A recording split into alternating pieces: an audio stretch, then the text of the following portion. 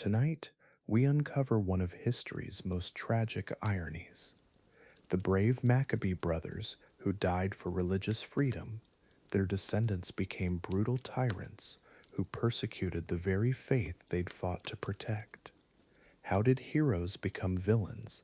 How did zealots for God become worse than their pagan enemies?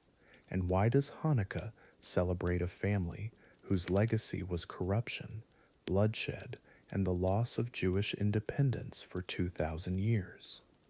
The answer will shock you, so settle into your pillows tonight. Let your breathing slow and deepen as we journey back through time together. If you enjoy these whispered tales of history's hidden truths, gently tap that subscribe button and ring the notification bell. Now close your eyes, relax your shoulders, and let this ancient story of courage and corruption carry you peacefully towards sleep. Our tale begins in a humble priest's home. Chapter 1: The Zealot's Dawn. In the modest stone home of Mattathias the priest, warm bread rises in clay ovens, while whispered prayers mingle with gathering storm clouds. The year is 167 BCE, and the Jewish people face their darkest hour. King Antiochus Epiphanes has desecrated their holy temple, erected pagan altars, and demands all Jews bow to Greek gods or face death. Mattathias moves quietly through his home in Modian, his weathered hands trembling, not from age but from righteous anger. 5 sons gather around their father's table: Judah, Jonathan, Simon, John, and Eleazar. The scent of burning olive oil flickers from simple lamps as outside, Greek soldiers march through Jewish villages, demanding submission to foreign gods and abandonment of ancient ways. The old priest's voice carries barely above a whisper as he speaks to his sons. We have served the Lord faithfully. Our fathers before us kept his commandments, even when Egypt enslaved us, when Babylon carried us away. Now this Greek king thinks he can force us to eat pig, to worship his stone idols, to abandon circumcision and Sabbath.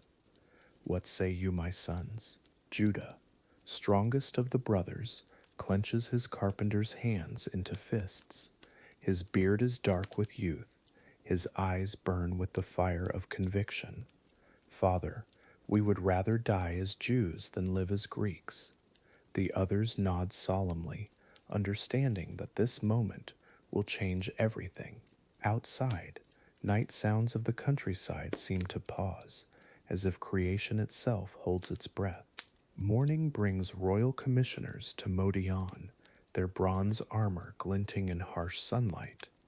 They erect a pagan altar in the village square, marble carved with images of Zeus and Apollo. The chief commissioner's voice echoes off stone walls as he commands all Jews to sacrifice pigs and bow to Greek gods, promising rewards for compliance, threatening death for refusal. One by one, terrified villagers approach the altar. Some weep as they burn incense to foreign gods. Others steel themselves with thoughts of protecting their families. But when the commissioners call Mattathias forward, the old priest stands perfectly still. His white beard catches morning light as he speaks clearly. I and my sons and my brothers will not abandon our ancestral faith. The commissioner's face darkens with anger. You are a leader here, priest. Your cooperation will encourage others. Accept our gifts, gold and silver and honor. Become the king's friend. But Mattathias' voice carries across the silent square like thunder before rain.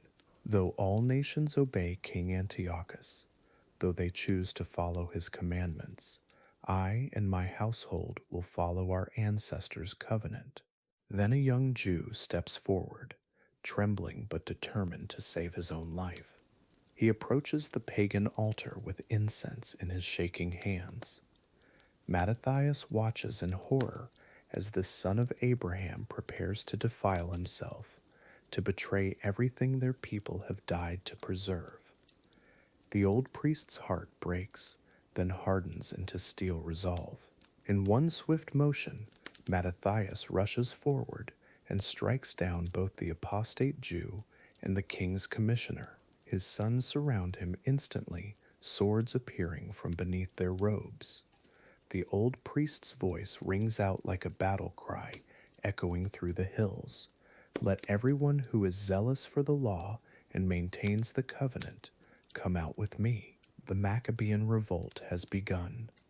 Father and sons flee to the wilderness, leaving behind their comfortable home, their peaceful life of prayer and study. Other faithful Jews join them in caves and hidden valleys. Farmers and merchants and scribes transformed overnight into guerrilla fighters. They carry only their faith, their ancient traditions, and an unshakable determination to reclaim their heritage. When Mattathias dies, his son Judah takes command of the growing rebel army. History will call him Judah Maccabee, Judah the Hammer. His tactical genius transforms desperate refugees into disciplined warriors who strike Greek garrisons like lightning, then vanish into familiar hills. Village by village, they begin to reclaim their homeland from foreign occupation. 3 years of bitter fighting culminate in the liberation of Jerusalem. Judah and his brothers stand before their beloved temple, tears streaming down battle-hardened faces as they survey the devastation. Pagan altars defile the holy sanctuary. Greek statues mock their ancestors' faith, but the building itself still stands waiting for purification and restoration. The brothers work through the night, removing pagan abominations, scrubbing away defilement with their own hands. When dawn breaks, they kindle the great menorah for the first time in 3 years. Miraculously, though they have oil for only 1 day, the sacred flame burns for 8 full days, a sign of divine approval for their courage and sacrifice. The people celebrate with joy unseen since Solomon's time. The humble priest's sons have restored their temple, reclaimed their freedom, proven that faith can overcome impossible odds.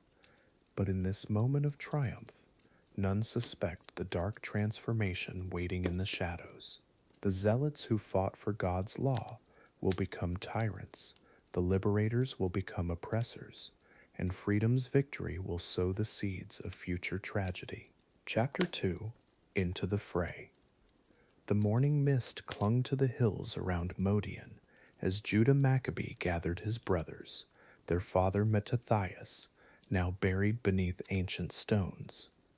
What began in righteous fury would soon transform into something far more complex. The simple priest's robes were traded for battle armor, the quiet prayers replaced by war cries. Yet even in these early victories, seeds of corruption were already taking root in fertile soil. The rebels moved like shadows through familiar valleys, every rock and ravine, a childhood memory now turned strategic advantage. Judah's tactical brilliance shone in these rugged highlands where Seleucid chariots stumbled and their organized formations crumbled. Local farmers became scouts, shepherds transformed into messengers. The resistance grew not through grand speeches, but through whispered conversations around dying embers, hope spreading from village to village like morning light. At Emmaus, the impossible happened. 3,000 Jewish fighters faced a Seleucid army nearly 10 times their size. While enemy commanders debated battle plans in silk tents, Judah led a midnight assault that scattered their forces like leaves in autumn wind.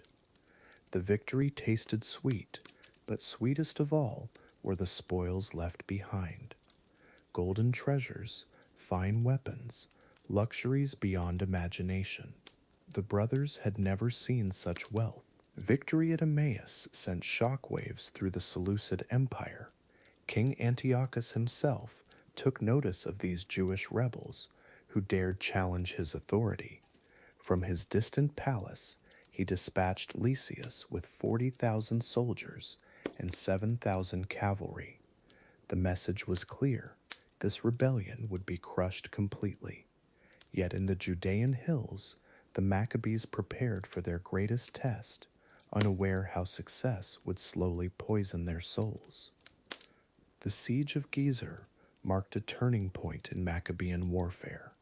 No longer content with guerrilla raids, they now besieged fortified cities like professional armies.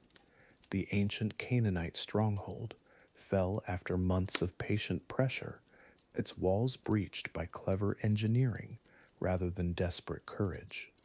Inside the captured fortress, Judah found something that would haunt his dreams: Greek statues standing beside Hebrew altars, two worlds uncomfortably merged. Beth Zur stood like a guardian between Jerusalem and the southern approaches. When Seleucid reinforcements marched north, this fortress would determine everything. The battle raged from dawn until dusk, blood mixing with dust on ancient stones. Yet as the Maccabees claimed victory, something darker stirred within their ranks. Brothers began eyeing each other with calculation, measuring worth not by righteousness, but by battlefield achievement and captured treasure. With each victory, the rebels acquired more than territory. Greek armor replaced simple tunics, foreign weapons felt comfortable in Jewish hands, captured gold-filled makeshift treasuries. The brothers who once shared everything now assigned portions based on rank and contribution. Simon proved brilliant at logistics, Jonathan excelled in diplomacy, Judah dominated strategy. Division of labor slowly became division of power, and power began whispering seductive promises. The transformation wasn't obvious at first, just small changes that seemed practical. Greek military terminology crept into Hebrew conversations. Captured Seleucid banners flew alongside traditional symbols. Foreign advisors offered counsel on siege warfare. The brothers told themselves they were simply adapting, learning from enemies to defeat them more effectively. Yet each compromise carved tiny channels where darker influences could flow, reshaping hearts like water-shaped stone. Around campfires, veterans whispered about the old days when righteousness alone guided their actions. Now calculations of political advantage influenced every decision: which villages to protect, which enemies to spare, which allies deserved trust, all measured against expanding influence rather than simple justice. The priesthood that once unified them became just another tool for legitimacy, sacred traditions bent to serve military necessity rather than divine command. Judah noticed the changes, but convinced himself they were temporary. After the temple was restored, after foreign influence was eliminated, after independence was secured, then they would return to simpler ways. The crown he occasionally wore was just for diplomatic meetings. The Greek tutors were merely strategic advisors. The growing palace staff simply necessary administration. Yet deep in quiet moments, he wondered if his father would recognize the man he'd become. Success bred appetite for greater success.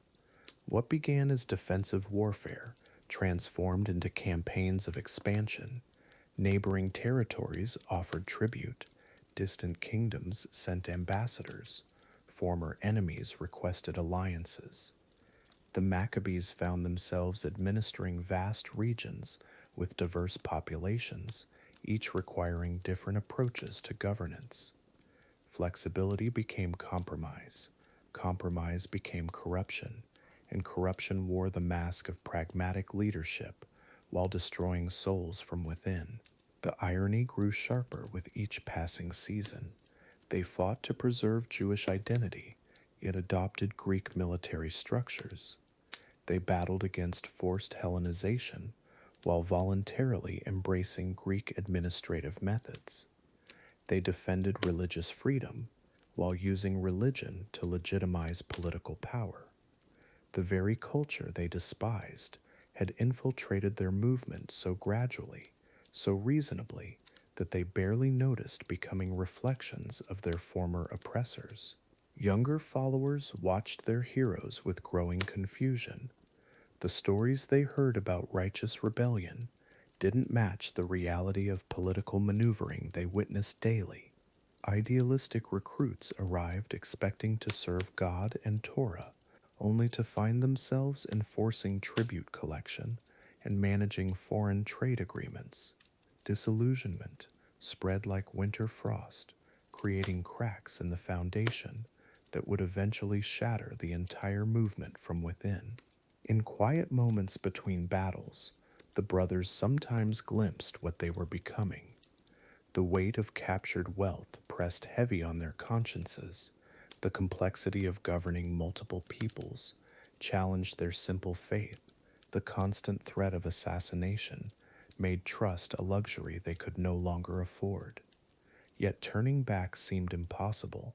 The momentum of success carried them forward like a rushing river toward an unseen waterfall. The transformation accelerated with each diplomatic victory. Greek became the language of international correspondence. Hellenistic customs influenced court ceremonies. Foreign architectural styles appeared in new construction projects. What started as practical necessity evolved into cultural preference, then personal identity. The Maccabees weren't just fighting like Greeks, they were thinking like Greeks, dreaming like Greeks, slowly becoming the very thing they once despised with righteous fury. As winter approached, the stage was set for tragedy. The heroes who began their journey in a simple priest's house now commanded armies, governed territories, negotiated with foreign powers, and wielded influence their father never imagined. Yet power's true cost remained hidden, like poison working slowly through healthy blood, transforming liberators into tyrants, protectors into oppressors, and righteous priests into everything they once fought against with pure hearts. Chapter 3: A Temple Reborn. Beneath thousands of flickering oil lamps, Jerusalem's Sacred Heart awakens from its darkest nightmare. The Temple Mount glows with warm golden light as weary Maccabee warriors climb the ancient stone steps. Their calloused hands tremble, not from battle fatigue, but from the weight of this moment. After 3 years of brutal warfare, they've finally reclaimed their holiest sanctuary from Greek defilement. The very air seems to shimmer with anticipation. Inside the temple courtyard, rage and reverence collide.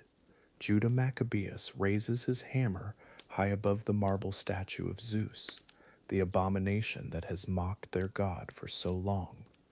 With a thunderous crack that echoes through Jerusalem's sleeping streets, divine marble crumbles into dust. Cheers erupt from battle-hardened throats. Tears stream down weathered faces. The temple's sacred space breathes freely again, purged of foreign gods and pagan altars. Now comes the moment every Jewish heart has yearned for, the rekindling of the eternal flame. Priests approach the great golden menorah with trembling steps, carrying the single cruse of pure oil they've discovered hidden beneath rubble. According to ritual law, this precious oil should burn for just 1 day, barely enough time to prepare new consecrated oil. Yet faith compels them forward, hope lighting their eyes brighter than any flame. The wick catches flame, and something miraculous unfolds. 1 day becomes 2, then 3, then 4. The oil burns with impossible persistence, as if the very heavens are celebrating this moment of restoration. 8 full days pass, and still the sacred flame dances in its golden branches. Word spreads through Jerusalem's narrow alleys. The God of their fathers has blessed their victory with wonder beyond understanding. Jerusalem transforms into a festival of joy, unlike any in living memory. From humble homes to merchants' quarters, families light their own lamps in celebration. Children who've known only war now dance in streets filled with laughter and song. The 8 days of dedication, Hanukkah, become a tapestry of thanksgiving woven through every neighborhood. Market stalls overflow with sweet honey cakes and freshly pressed olive oil, gifts shared freely among neighbors. The very air thrums with euphoria, thick with the scent of burning frankincense and roasting lamb. Elderly men who wept at Babylon's rivers now weep again, but these are tears of restoration, not exile. Women ululate from rooftops while their daughters scatter flower petals in the temple courtyards. Young boys who played at being warriors now witness real heroes walking among them, bronze swords sheathed, prayer shawls draped over battle-scarred shoulders. Through Jerusalem's ancient stones, a symphony of devotion rises toward heaven. Psalms of David echo from the temple steps as Levites lift their voices in harmonies their grandfathers sang. The rhythmic chanting of prayers mingles with children's laughter and merchants hawking festival treats. Shofar blasts punctuate the celebration, deep, haunting notes that seem to announce not just victory, but the dawn of a new era for God's chosen people. Yet beneath this golden tapestry of triumph, something else begins to stir. The Maccabee brothers, once content with simple robes and humble dwellings, now find themselves surrounded by increasingly elaborate gifts from grateful citizens. Gold pours into their coffers, fine silks replace their rough tunics, and the modest priest's house where they were raised seems somehow insufficient for heroes of their stature. Change whispers in the shadows. What began as a simple celebration gradually transforms into something more opulent, more grand. Judah's modest home expands with new wings and marble columns. His brothers acquire servants, fine horses, ornate furnishings that would have made their father Mattathias frown with disapproval. The same hands that once wielded hammers against pagan idols now gesture from golden chairs, accepting tribute from visiting dignitaries with growing comfort and expectation. The contrast grows sharper with each passing day of celebration. In the temple, priests maintain their ancient simplicity, white linen robes, bare feet on sacred stone, hands raised in humble worship. But in the growing Maccabee compound, luxury accumulates like sediment in a once clear stream. Greek artwork, the very kind they fought against, begins appearing on their walls. The irony remains invisible to eyes clouded by victory's intoxicating wine. As the 8th day of Hanukkah draws to a close, the festival atmosphere gradually softens into contentment. Families return to their homes, merchants pack away their celebration wares, and the temple settles into its restored rhythm of daily sacrifice and prayer. The miracle flame continues burning in its golden branches, but around it, Jerusalem's leaders begin discussing more earthly matters: territory, taxation, and the practical challenges of governing a newly independent people. In quiet moments between public appearances, the Maccabee brothers share glances that speak of unspoken thoughts. They've tasted power now, felt the weight of a nation's gratitude and expectation, and Judah still speaks of serving God and Torah, but his brothers Simon and Jonathan whisper of broader possibilities. What if their victory over the Greeks was just the beginning? What if God intended them for something even greater than religious freedom? The seeds of transformation take root in soil enriched by triumph. Each diplomatic meeting, each tribute received, each decision made without consulting the traditional council of elders, slowly reshapes their understanding of authority. The same righteousness that once burned against Greek oppression now begins to justify their own increasingly autocratic choices. Power, they discover, has its own seductive logic, its own compelling arguments for expansion and control. Future generations will look back on this Hanukkah celebration as both triumph and tragedy, the moment when liberators began their slow metamorphosis into the very thing they fought against. The lamps still burn brightly in the temple, but shadows are already gathering in the palace rooms where once humble priests now make decisions that will echo through centuries. The irony writes itself in golden ink across history's pages.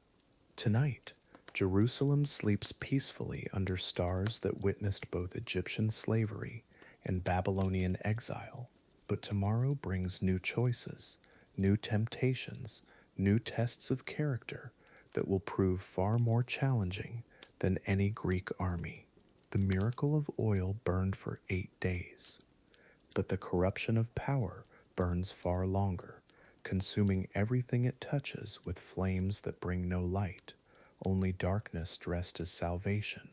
As we leave this scene of celebration and growing shadow, remember how quickly heroes can become the very thing they once despised. The temple has been restored, the oil burns eternal, but the hearts of men, those prove far more fragile than marble statues or golden menorahs. Let your eyes grow heavy now as we prepare to witness how victory's sweet wine becomes tomorrow's bitter poison. Chapter 4. The Hasmoneans Crowned. The echo of victory songs had barely faded when everything changed. Those heroic brothers who once fought for freedom now gazed upon thrones with hungry eyes. The simple priest's robes were cast aside, replaced by crowns that gleamed with borrowed Greek splendor.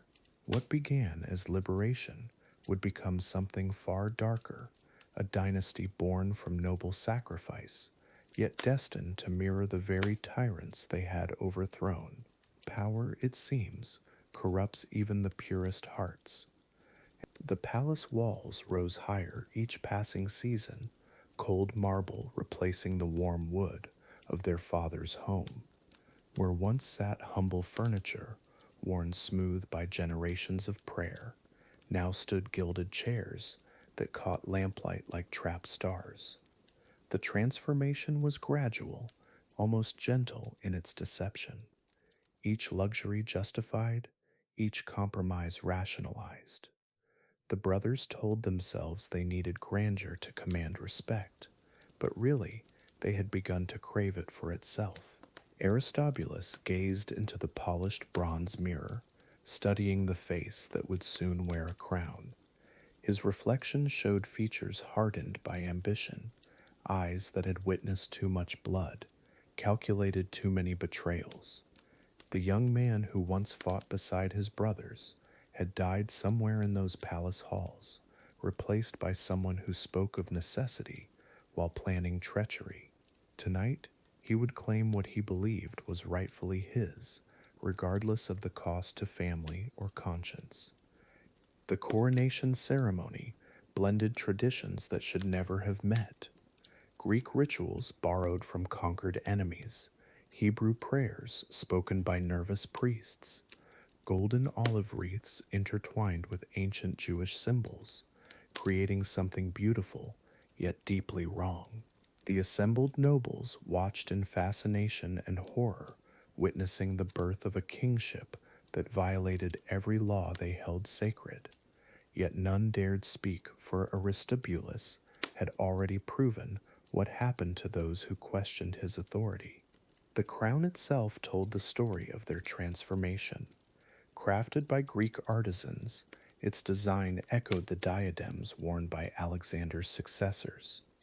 No trace remained of the simple golden headpiece that once adorned David's lineage. This was theater, spectacle, designed to awe and intimidate. As it settled upon Aristobulus's brow, something fundamental shifted in the room. The priest king was dead. Long live the king, who merely happened to be a priest when convenient. His mother had raised him on stories of their ancestors, humble shepherds chosen by God to lead his people. Now she found herself locked away, imprisoned by her own son's paranoia. The irony cut deeper than any blade. She who had borne the liberator of Israel now suffered at the hands of its new oppressor. In her dark cell, she whispered the same prayers that once blessed her children, wondering where she had failed, where love had curdled into this bitter betrayal. His brothers had once shared everything: weapons, dreams, the weight of their father's legacy. Now they shared only prison walls, victims of Aristobulus's systematic elimination of rivals.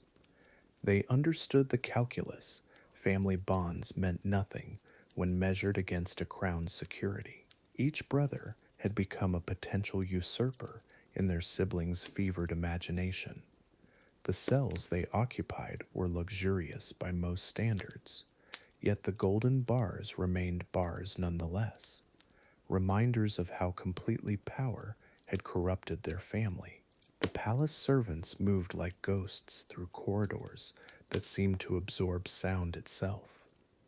Whispered conversations died when the king approached. Laughter became a forgotten luxury. Even the stones seemed to judge, bearing witness to transformations that would have horrified the dynasty's founders. Where Judah Maccabee had once planned liberation, his descendant now plotted the suppression of his own people. The very walls that should have celebrated freedom instead mourned its loss, one calculated cruelty at a time. Aristobulus adopted the mannerisms of Greek royalty with unsettling ease. His gestures became theatrical, his speech peppered with Hellenistic phrases that would have earned his forefathers' contempt. Court ceremonies mimicked those of Alexandria and Antioch, the same rituals once imposed by Antiochus Epiphanes. The young king seemed oblivious to the irony, or perhaps he simply no longer cared. He had become everything his family once fought against, yet wore that transformation like a badge of sophistication rather than shame. The dining halls where Aristobulus held court bore no resemblance to the simple meals of his childhood. Golden vessels replaced clay bowls. Exotic delicacies from across the known world displaced the bread and oil that had sustained generations of priests. Foreign entertainers performed between courses, their acts borrowed from the very cultures the Maccabees had once resisted. Each feast became a celebration of assimilation, a deliberate rejection of the austere values that had once defined their resistance movement. Power had its own gravity, pulling everything toward itself until nothing else could survive in its orbit. Aristobulus found himself surrounded by flatterers and schemers, men who understood that survival meant telling the king what he wanted to hear rather than what he needed to know. Truth became a luxury he could no longer afford, replaced by comfortable lies that justified every excess. The isolation was complete, more thorough than any prison his enemies could have devised, for it was built from his own choices. In the depths of winter, illness crept through the palace like divine judgment. Aristobulus's body began to betray him, his strength ebbing as surely as his moral authority had years before.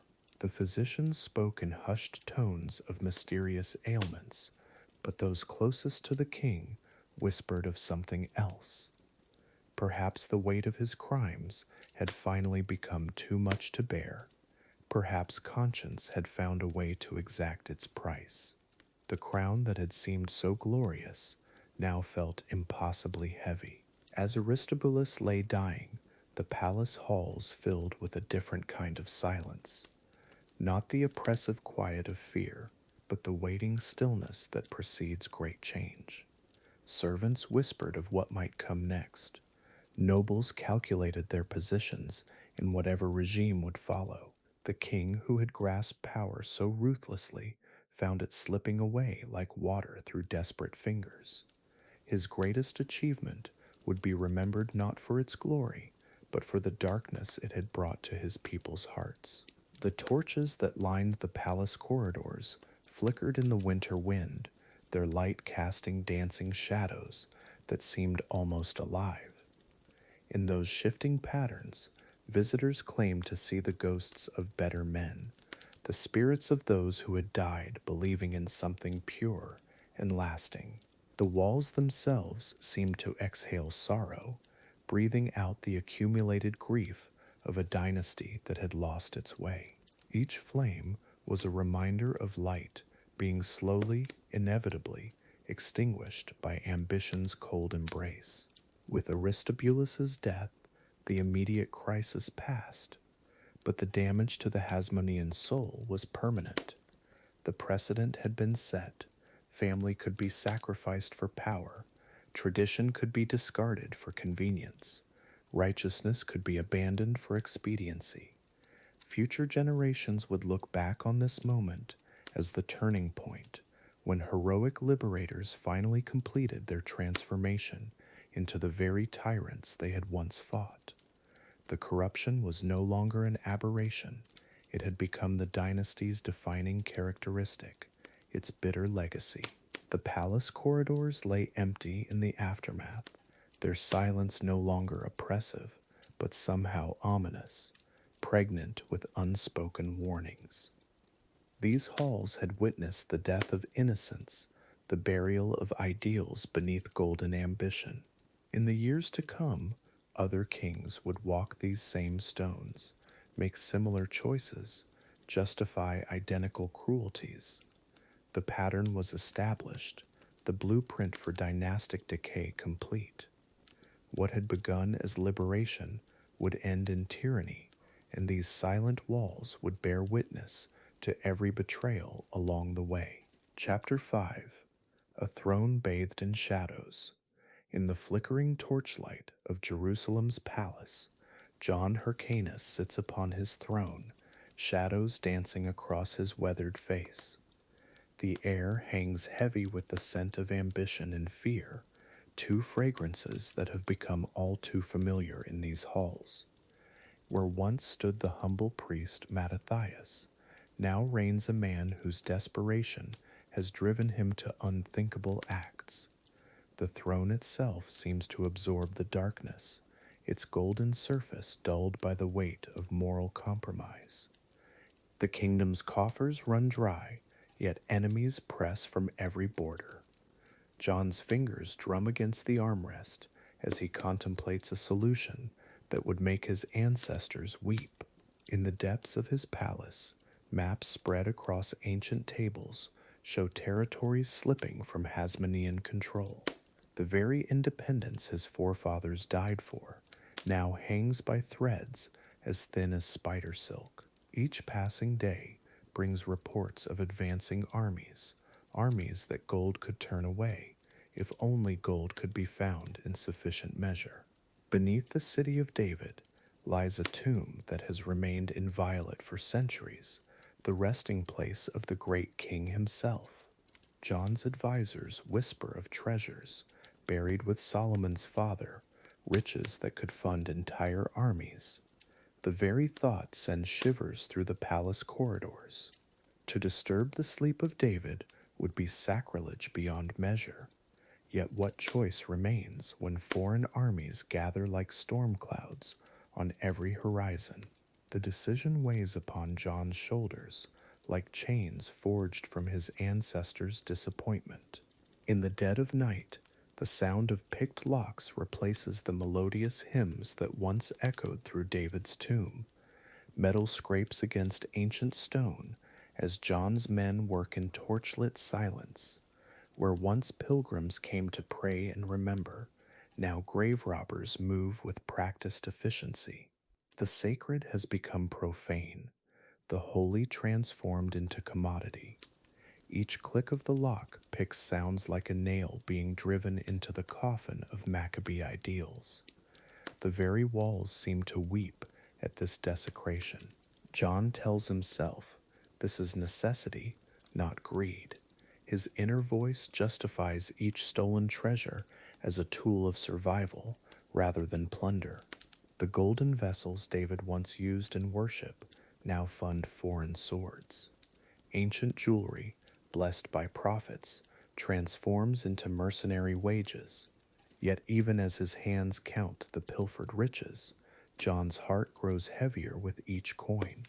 The weight of this transgression settles into his bones like winter frost, chilling him from within, despite the warm Jerusalem night surrounding his shadowy work. With David's gold weighing down their purses, John's emissaries venture into foreign lands, seeking warriors for hire. Greek mercenaries, Syrian soldiers, men whose loyalty extends only as far as their payment. These are not the faithful Jews who once rallied to Judah Maccabee's call for freedom. These are professionals who care nothing for covenant or commandment.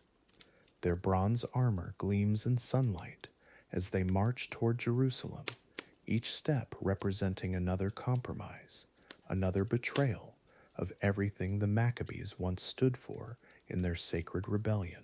The transformation grows more evident with each passing season. Where Mattathias once preached independence from foreign influence, John now actively invites it into his very army. The irony cuts deeper than any enemy blade. The family that fought to expel Greek culture now employs Greek warriors. Hasmonean banners flutter alongside foreign standards in a sight that would have horrified Judah Maccabee.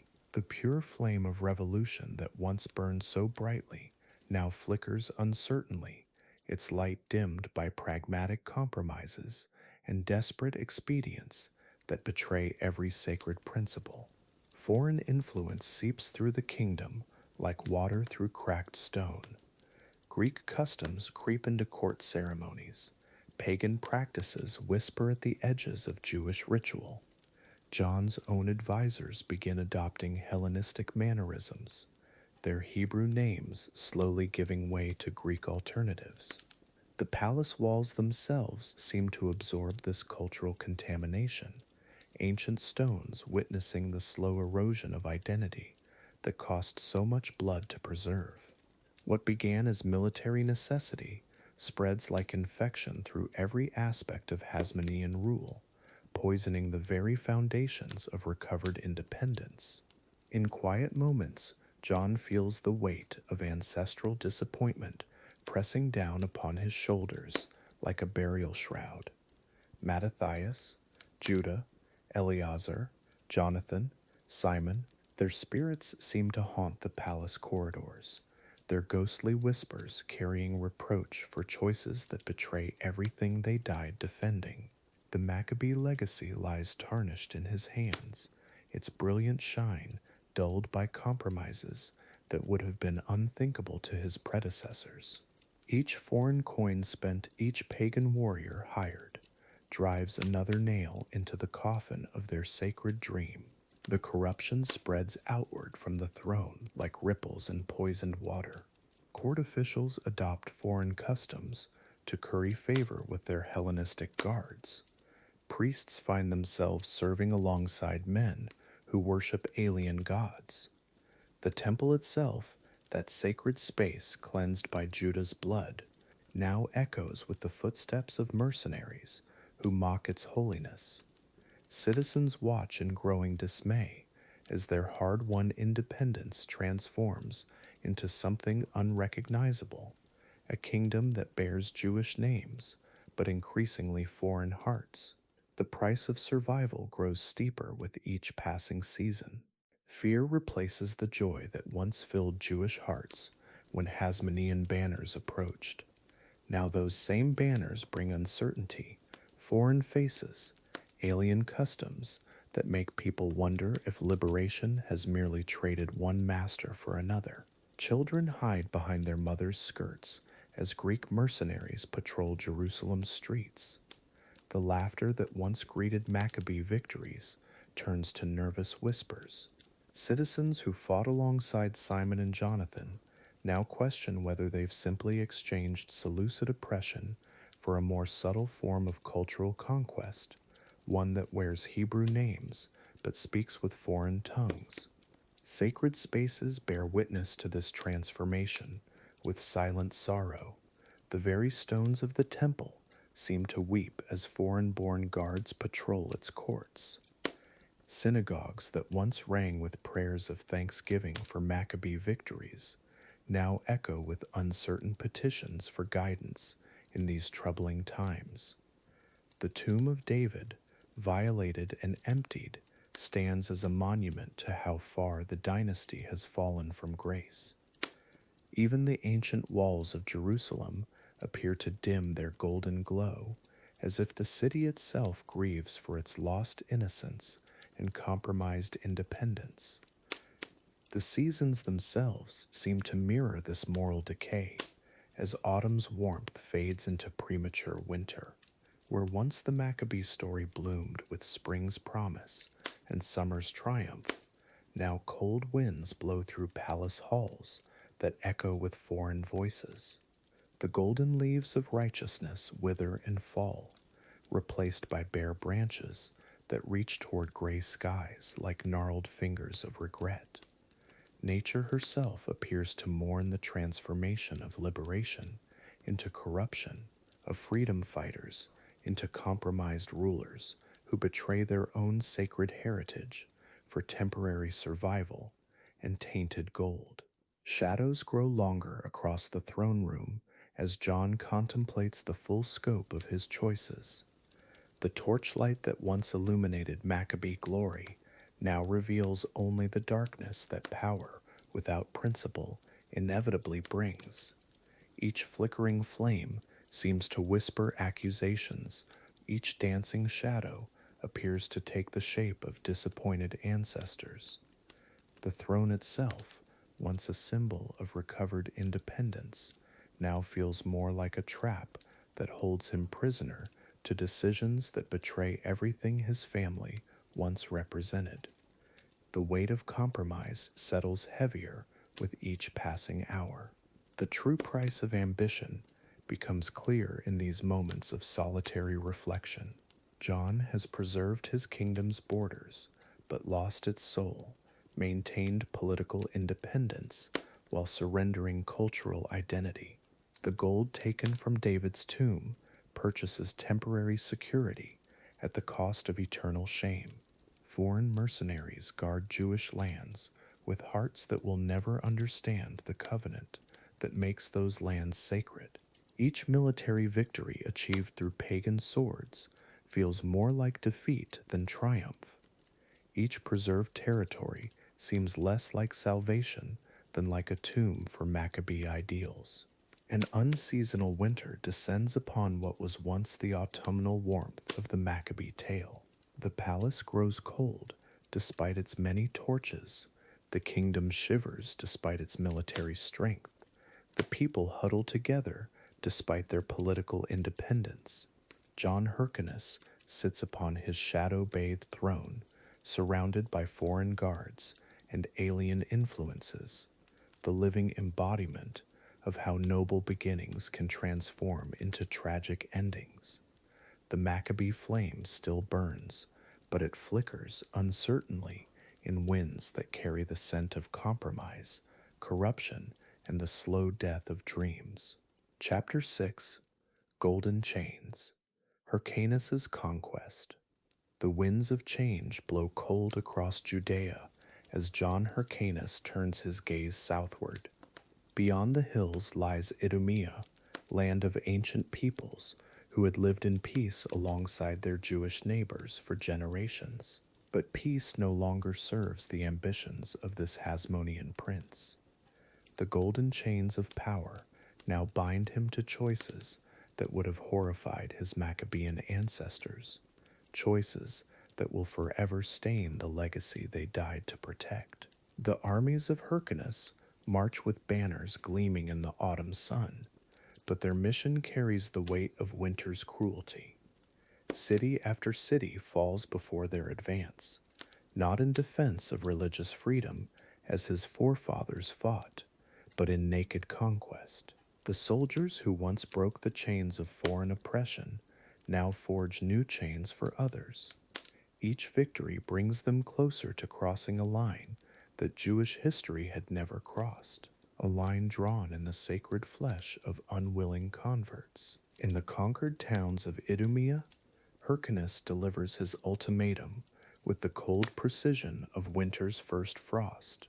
His voice echoes through marketplaces where families have gathered for centuries, places where children played and merchants traded in the warmth of community. Convert to Judaism through circumcision, or abandon everything you have ever known. Leave your homes, your temples, your ancestors' graves. The choice is yours, but staying as you are is no longer an option in this new world. Hyrcanus is building. Families huddle together in their homes as the weight of impossible decisions settles upon them like winter snow. Fathers hold their sons close, knowing that either choice will change everything forever. Mothers pack precious belongings with trembling hands, uncertain whether they'll carry them to exile or to a new life that feels like death to their old selves. The warm hearths that once brought comfort now witness conversations no parent should ever have with their children, conversations about identity, faith, and survival. The first forced conversions in Jewish history begin with ceremonies that mock everything sacred. Ancient rituals meant to welcome willing souls into covenant with God now become instruments of political domination. The blade that should seal joyful commitment instead cuts through unwilling flesh, marking bodies that carry reluctant spirits. These are not celebrations of faith, but violations of it. The God of Abraham, Isaac, and Jacob becomes a weapon wielded by earthly kings, his name invoked to justify what his nature abhors. Watch how the very foundations of Jewish identity crumble under the weight of this precedent. For 1,000 years, conversion to Judaism had been a choice made in love, in genuine devotion, in recognition of divine truth. Now it becomes a tool of statecraft, a means of expanding not just territory, but religious identity itself through force. The Maccabees had died defending the right to choose faith over conformity, yet their heir now denies that same choice to others. The irony cuts deeper than any foreign sword ever could. Empty houses stand like tombstones across the Idumean landscape, their owners choosing exile over forced conversion. Doors hang open to reveal lives interrupted, meals half prepared, children's toys scattered on floors that will never again echo with laughter. These families walk dusty roads, carrying only what they can bear, leaving behind not just possessions, but the graves of their ancestors, the soil that knew their footsteps, the very identity of their people. Hyrcanus has given them freedom, the freedom to lose everything they hold dear. The bitter wind that now sweeps through these abandoned homes carries more than dust, it carries the death of innocence. The Maccabean dream of religious freedom has twisted into its opposite, becoming a nightmare of religious coercion. Where once stood defenders of the oppressed, now stand their oppressors. Where once rang the cry for liberty, now echoes the demand for submission. The revolution that began with righteous anger against foreign tyranny has birthed a domestic tyranny that may prove even crueler, for it comes wrapped in the language of holiness. Those who submit to Hyrcanus's demands face a different kind of death, the slow strangulation of authentic identity. They speak the words, perform the rituals, carry the physical mark of their new faith, but their hearts remain foreign territory. Their children will grow up confused, neither fully Idumean nor fully Jewish, belonging nowhere, accepted by none. This is the cruelest conversion of all, not the violent change of external allegiance, but the quiet murder of internal coherence, the destruction of souls caught between worlds they never chose to inhabit. The golden menorah that once symbolized divine light now casts shadows of imperial ambition across the land. Hyrcanus has taken the sacred and made it political, the spiritual and made it strategic. His armies march under banners bearing religious symbols, but their mission serves earthly masters. The temple treasury funds not worship, but warfare, not devotion, but domination. Each conquest adds weight to chains that bind the Jewish people, not to their enemies, but to the corrupted legacy of their liberators, a bondage more complete than any foreign power ever achieved. In the palace chambers where Hyrcanus plans his next campaigns, the transformation becomes complete. This is no longer the humble priest who inherited a movement. This is a king in all but name, a tyrant in all but title. His advisors speak of military strategy rather than moral principle, of territorial expansion rather than spiritual purification. The voice that once called for resistance against Hellenistic oppression now plans oppression in Hellenistic style, complete with forced cultural assimilation and the erasure of inconvenient identities. The student has become the master's perfect replica. Autumn's warmth fades quickly now, replaced by the harsh breath of approaching winter. The golden leaves of the Maccabean dream fall one by one, each victory over the Idumeans, another step away from the light that once inspired rebellion. The harvest season that should have brought celebration instead brings the bitter fruit of compromise, the sour wine of power, drunk too deeply. In the lengthening shadows of evening, Hyrcanus no longer resembles the dawn warrior his ancestors knew, but the twilight despot they fought to overthrow. The cold settles deeper into the bones of the Jewish state with each passing day. What began as liberation has become subjugation. What started as defense has become aggression. What promised freedom has delivered bondage. The Idumean children who survive Hyrcanus's ultimatum will grow up in a world where religious identity can be imposed by force, where conversion is not a gift but a demand, where the most sacred human choice becomes another tool of political control. Their scars will mark not just their bodies, but the soul of Judaism itself. Power reveals its true nature as it flows through the veins of the Hasmonean dynasty, like poison disguised as medicine. Each success makes the next compromise easier. Each victory over external enemies creates new internal ones. The same religious zeal that once purified the temple now corrupts the very purpose for which the temple stands. Hyrcanus wraps tyranny in the prayer shawl of his ancestors, uses their holy words to justify unholy acts, transforms their symbols of liberation into instruments of oppression. The corruption runs deeper than Syrian occupation ever could. Look upon the Hasmonean court now, and see how completely the transformation has taken hold. The simple vestments of the priesthood have given way to royal robes. The humble service of the altar has been replaced by the pageantry of the throne. Foreign advisors whisper in ears once tuned only to the voice of God. Foreign customs shape decisions once guided only by Torah. The dynasty that began by rejecting Greek ways now embraces them. The family that fought Hellenization now leads it. The revolution has devoured its own children and dressed their corpses in enemy uniforms. As winter's depth settles fully upon the land, the last pretense of the Maccabean legacy dies in the ashes of Idumean homes. Hyrcanus rules with the iron fist his ancestors once struggled against. speaks with the arrogant voice they once silenced, demands the blind obedience they once refused. The golden chains he has forged bind not just his subjects, but himself, linking him forever to the very tyranny the festival of lights was meant to banish.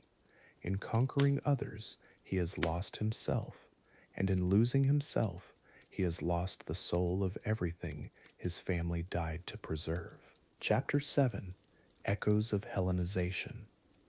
The marble halls of the Hasmonean palace echoed with sounds unimaginable to Mattathias and his sons.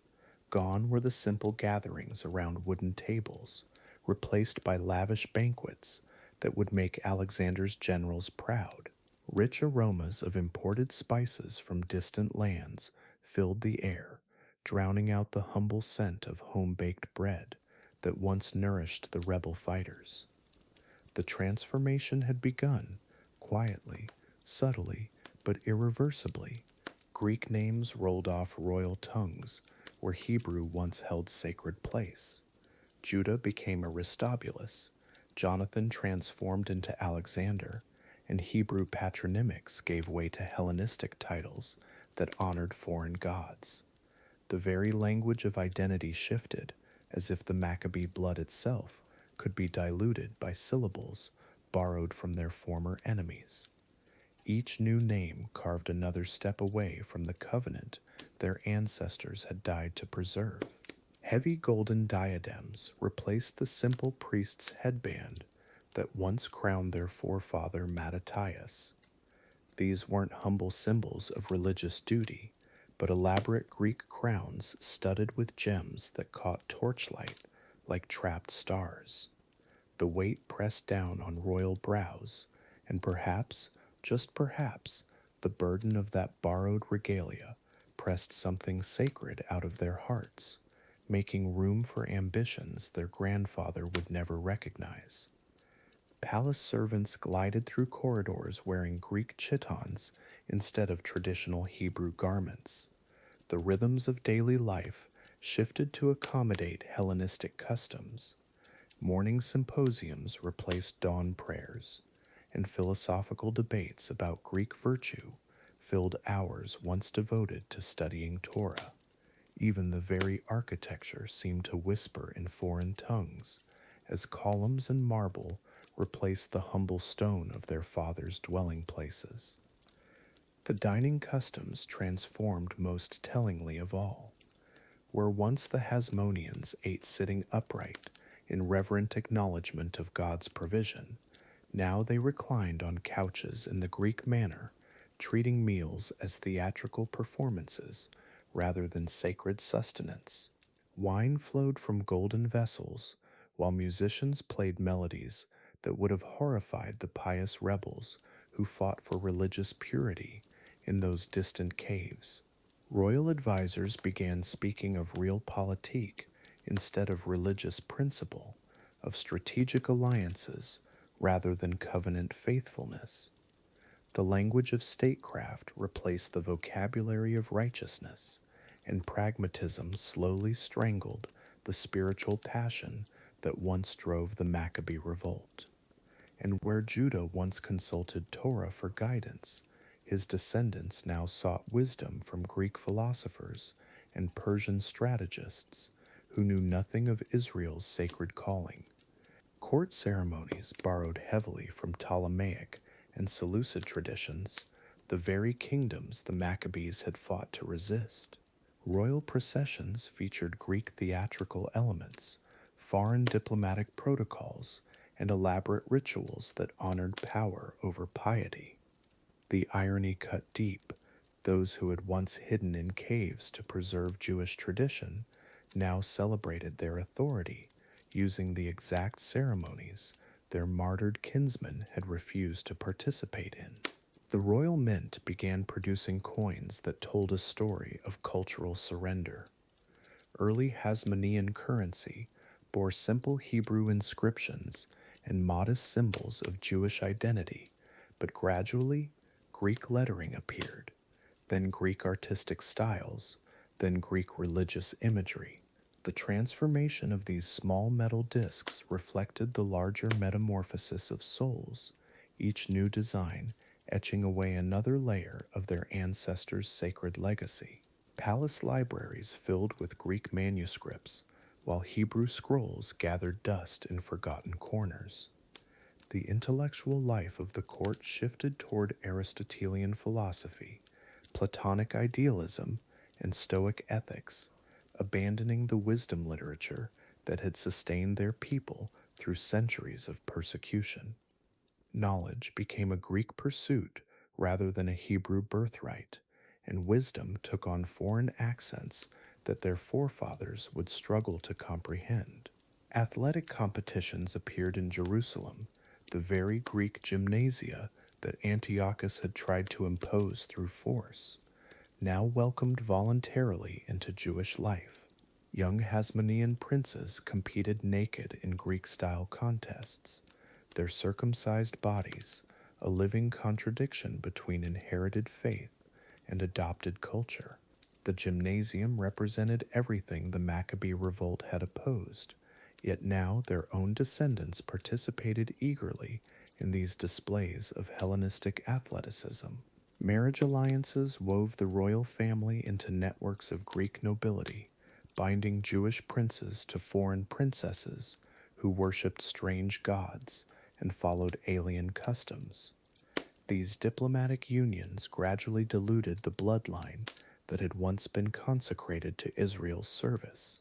Each generation became more distant from the humble priest who first raised his sword against religious oppression in that small village so long ago.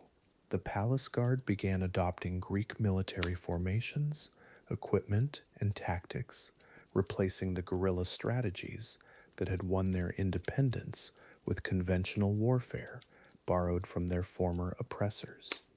Macedonian phalanxes drilled in courtyards where Hebrew freedom fighters once planned raids. The very methods of defense transformed into imitations of the forces they had once defeated through faith and unconventional courage in mountain strongholds. Royal portraits began featuring Greek artistic conventions, idealized features, classical proportions, and mythological symbolism that elevated rulers to divine status. Gone were the humble representations of servant leaders, replaced by images that suggested godlike authority over mortal subjects. These artistic choices revealed internal transformations, as the Hasmonean soul itself adopted Greek concepts of power, beauty, and the relationship between rulers and the ruled. Religious observance became increasingly ceremonial rather than heartfelt, a public performance rather than private devotion. Temple rituals continued, but the spiritual fire that had once burned in Maccabee hearts flickered weakly in their descendants' souls. Greek rational approaches to religion replaced passionate Jewish mysticism, reducing faith to philosophical speculation rather than lived covenant relationship with the God of their fathers who had delivered them from oppression. The final coins of the Hasmonean period bore elaborate Greek styling that would have been indistinguishable from Seleucid currency, except for faint Hebrew letters that seemed almost apologetic in their modest presence. These metallic witnesses testified to complete cultural capitulation, the very medium of exchange, proclaiming that Jewish identity had become secondary to Hellenistic sophistication, a footnote rather than the main text of their civilization. And so, the flame that Mattathias had kindled in righteous anger finally flickered out in the perfumed air of palace halls. The simple priest's passionate cry for religious freedom had somehow transformed into elaborate ceremonies honoring Greek culture. The Maccabee legacy ended not with heroic defeat, but with quiet surrender, as their own descendants chose the very Hellenization their ancestors had died resisting. The circle closed, tragically, ironically, completely. Chapter 8: Illegitimate Kingship. In the shadows of the temple, A quiet revolution was taking shape.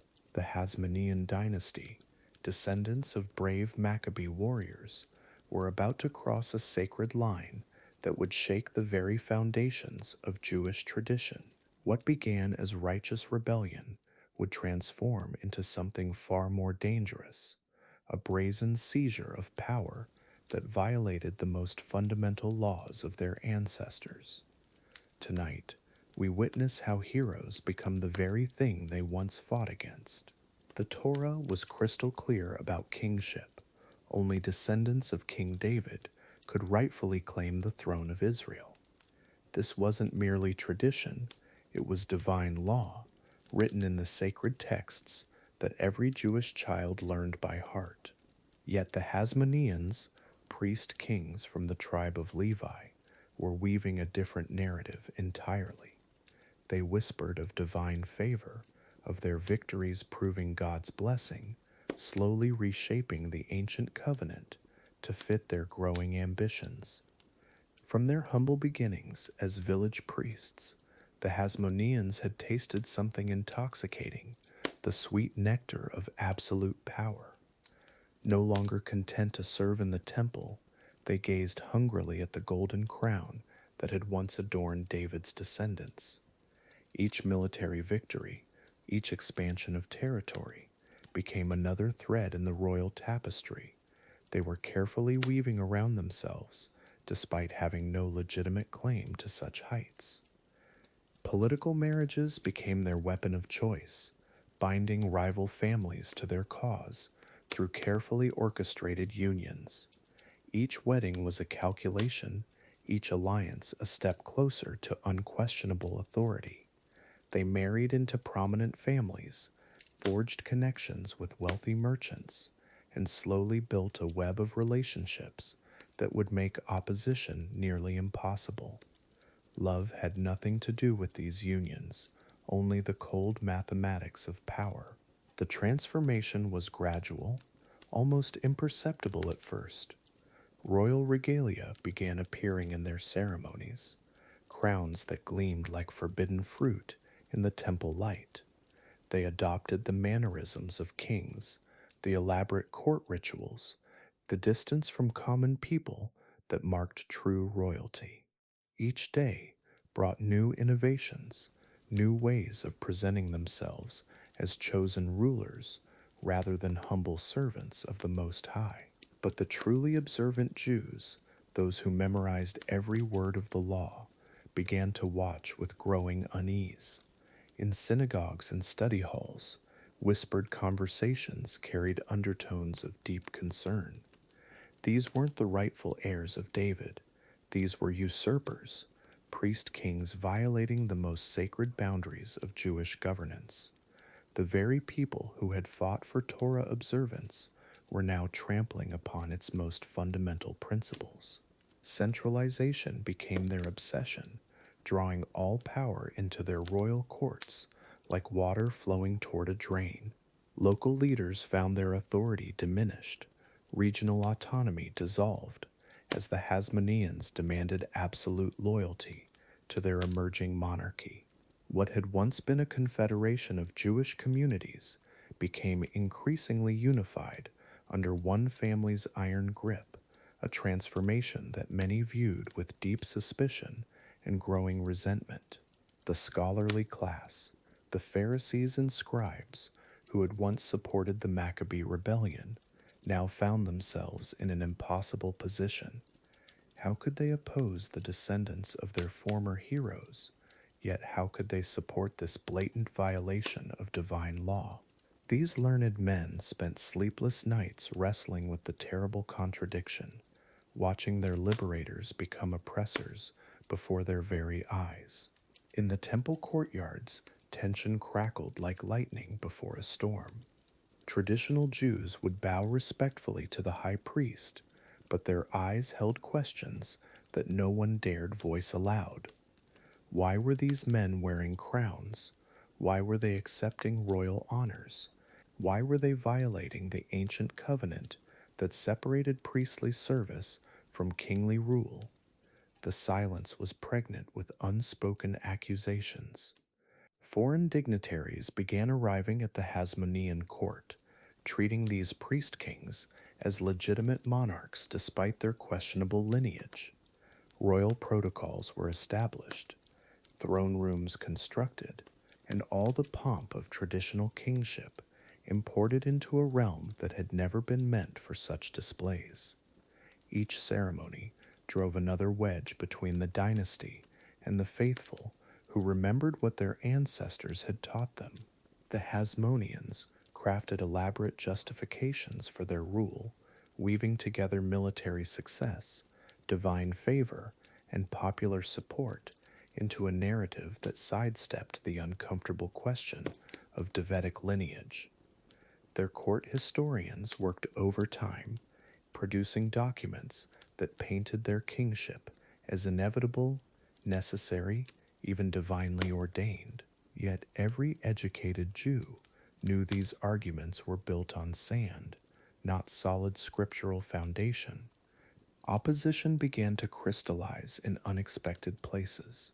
Study houses where old men debated late into the night, marketplaces where merchants whispered concerns, homes where families wondered what had happened to the pure faith of their ancestors.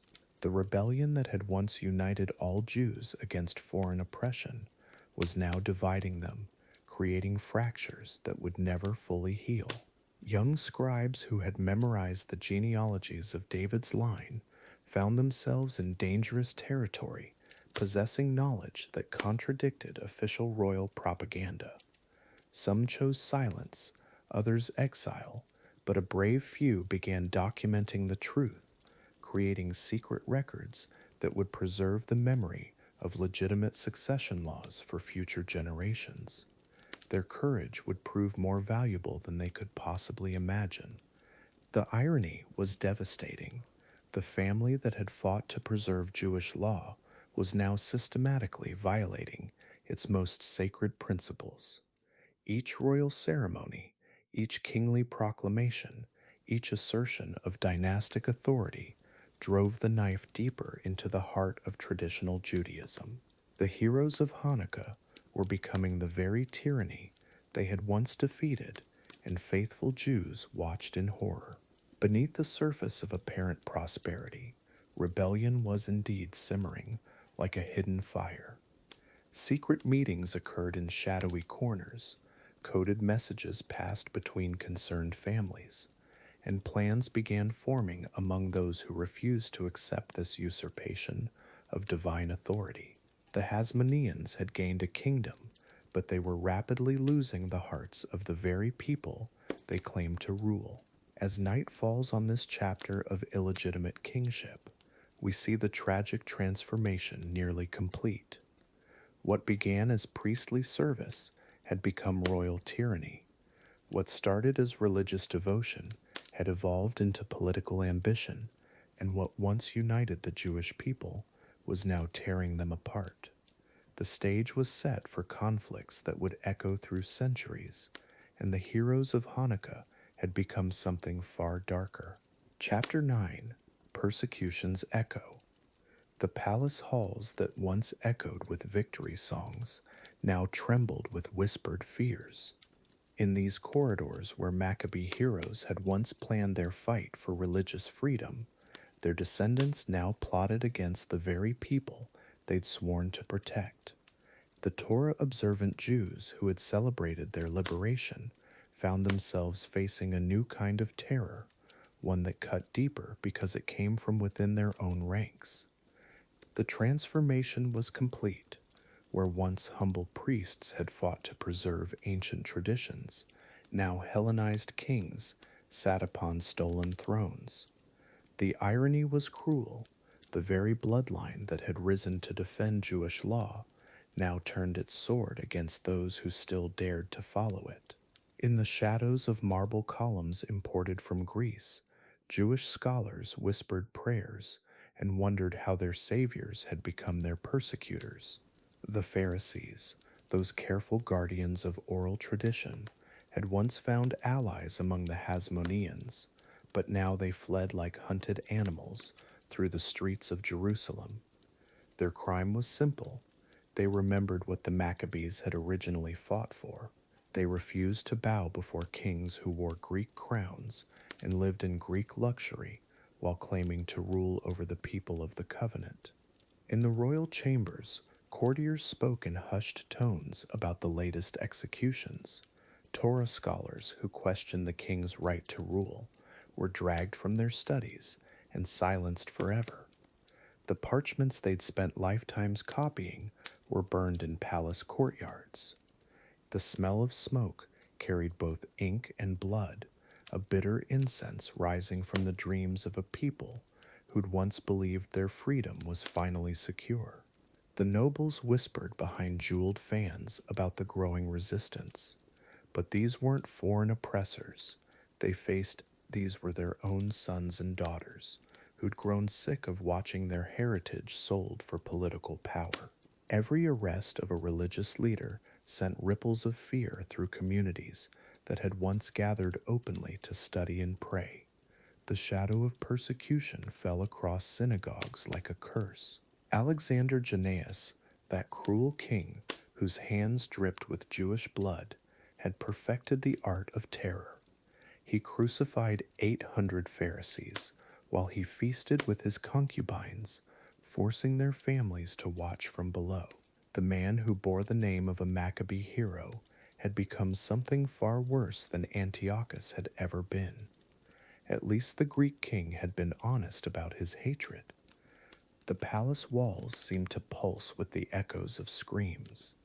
In rooms where Judah Maccabee had once planned raids against religious oppression, his great-nephews now planned raids against religious observance. The golden menorah that had been rescued from defiled temples now cast its light on documents ordering the deaths of those who lit Sabbath candles. History had twisted into a nightmare of betrayal. The streets that had once danced with liberation now trembled with the footsteps of royal guards. They came for rabbis in the dead of night, dragging them from beds where they'd fallen asleep over sacred texts. Their students scattered like leaves before a bitter wind, carrying precious scrolls to hidden caves where they hoped the words might outlive the terror. Knowledge became contraband in the kingdom of the kings. In the temple courts, where Mattathias had first raised his sword for God's honor, his descendants now appointed high priests based on political loyalty rather than tribal lineage. The sacred offices were bought and sold like merchandise in a Greek marketplace. Those who protested this desecration found themselves marked for death. The altar stones wept with the blood of both sacrifices and martyrs who dared to remember holiness. The roar of the mob had replaced the whispered prayers of the faithful. Hasmonean kings discovered they could turn popular anger against religious leaders by painting them as threats to prosperity and order. The same crowds who'd once cheered Maccabee victories now bayed for the blood of Torah scholars. Fear and propaganda had transformed celebration into persecution, hope into horror, liberation into a deeper kind of slavery. Mothers held their children close and told them stories of the old heroes, but now they whispered them like forbidden secrets. To speak too fondly of the original Maccabees was to invite suspicion. Had they been religious zealots, their great-grandsons certainly didn't want anyone remembering that. The very history that had birthed their dynasty became dangerous to recall. Memory itself was now an act of rebellion. The courtyards that had once thrummed with victory chants now lay vacant and chilling.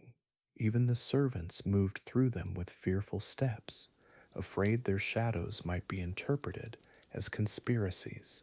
The marble imported from distant quarries reflected the cold emptiness that had settled over a palace built on betrayed promises. Beauty purchased with blood could never bring warmth to those who wore its burden. Letters arrived daily with reports from the provinces. Here a synagogue burned, there a teacher flogged for refusing to acknowledge the king's divine right to rule. The Hasmonean administrators who carried out these orders tried not to think about what their ancestors might say, but in the darkness before dawn, when sleep evaded their troubled consciences, they sometimes heard whispers of judgment echoing through empty halls. The persecution spread like a plague through the kingdom.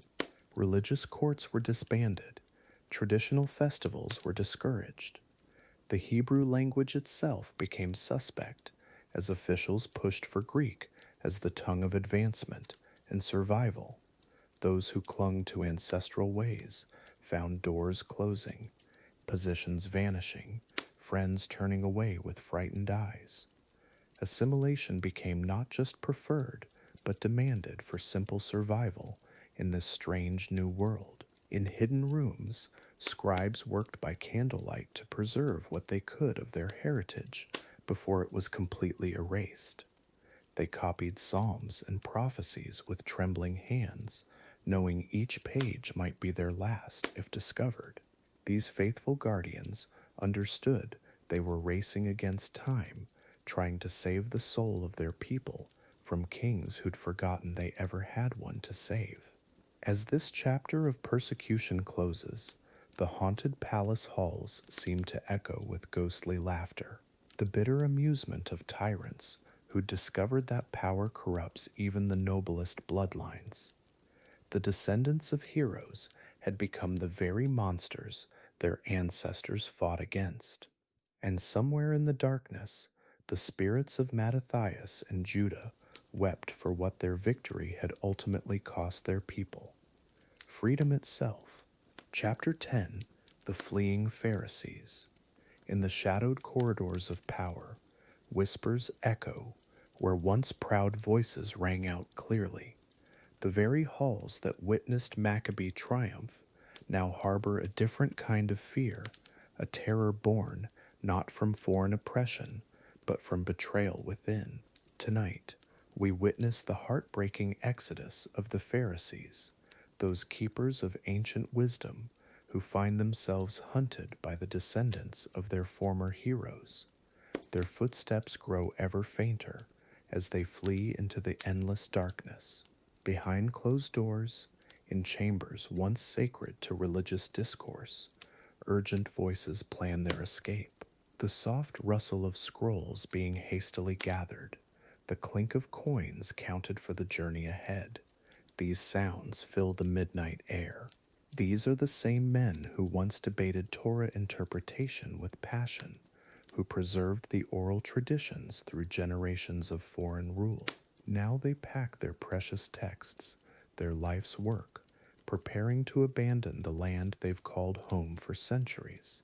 The irony cuts deeper than any sword, for these fleeing scholars once welcomed the Maccabee rebellion. They celebrated when Judah and his brothers drove out the Greek oppressors, when the temple was purified, when religious freedom seemed restored forever.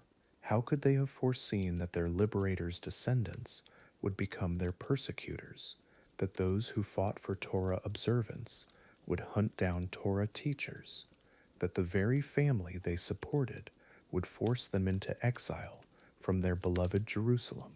Through narrow alleyways, past sleeping households, small groups of Pharisees move like shadows in the pre-dawn darkness. Each carries only what they can manage, their most treasured manuscripts, a few personal belongings, memories of a Jerusalem that no longer welcomes them. The chill air bites through their robes, but the cold in their hearts runs deeper. This is not the Jerusalem their fathers knew, not the holy city their grandfathers fought to preserve. In hidden chambers beneath the city, emergency councils convene one final time.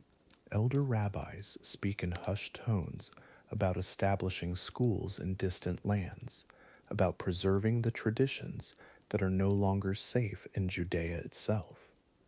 Their faces reflect years of hope, gradually crushed dreams of religious freedom transformed into nightmares of religious persecution. The flickering oil lamps cast long shadows, as if the very light of learning is being extinguished in these sacred halls. The parallels are haunting. These fleeing Pharisees mirror the young Maccabee brothers who once fled into the wilderness, both groups driven from their homes by tyrants, both forced to abandon everything they held dear. But where the Maccabees fled from foreign oppressors, the Pharisees flee from Jewish rulers. Where the Maccabees carried swords, the Pharisees carry scrolls. The dynasty that began with courage and conviction has come full circle, creating the very oppression it once resisted. Women clutch their children closer as families prepare for separation, knowing that fathers and husbands may not return.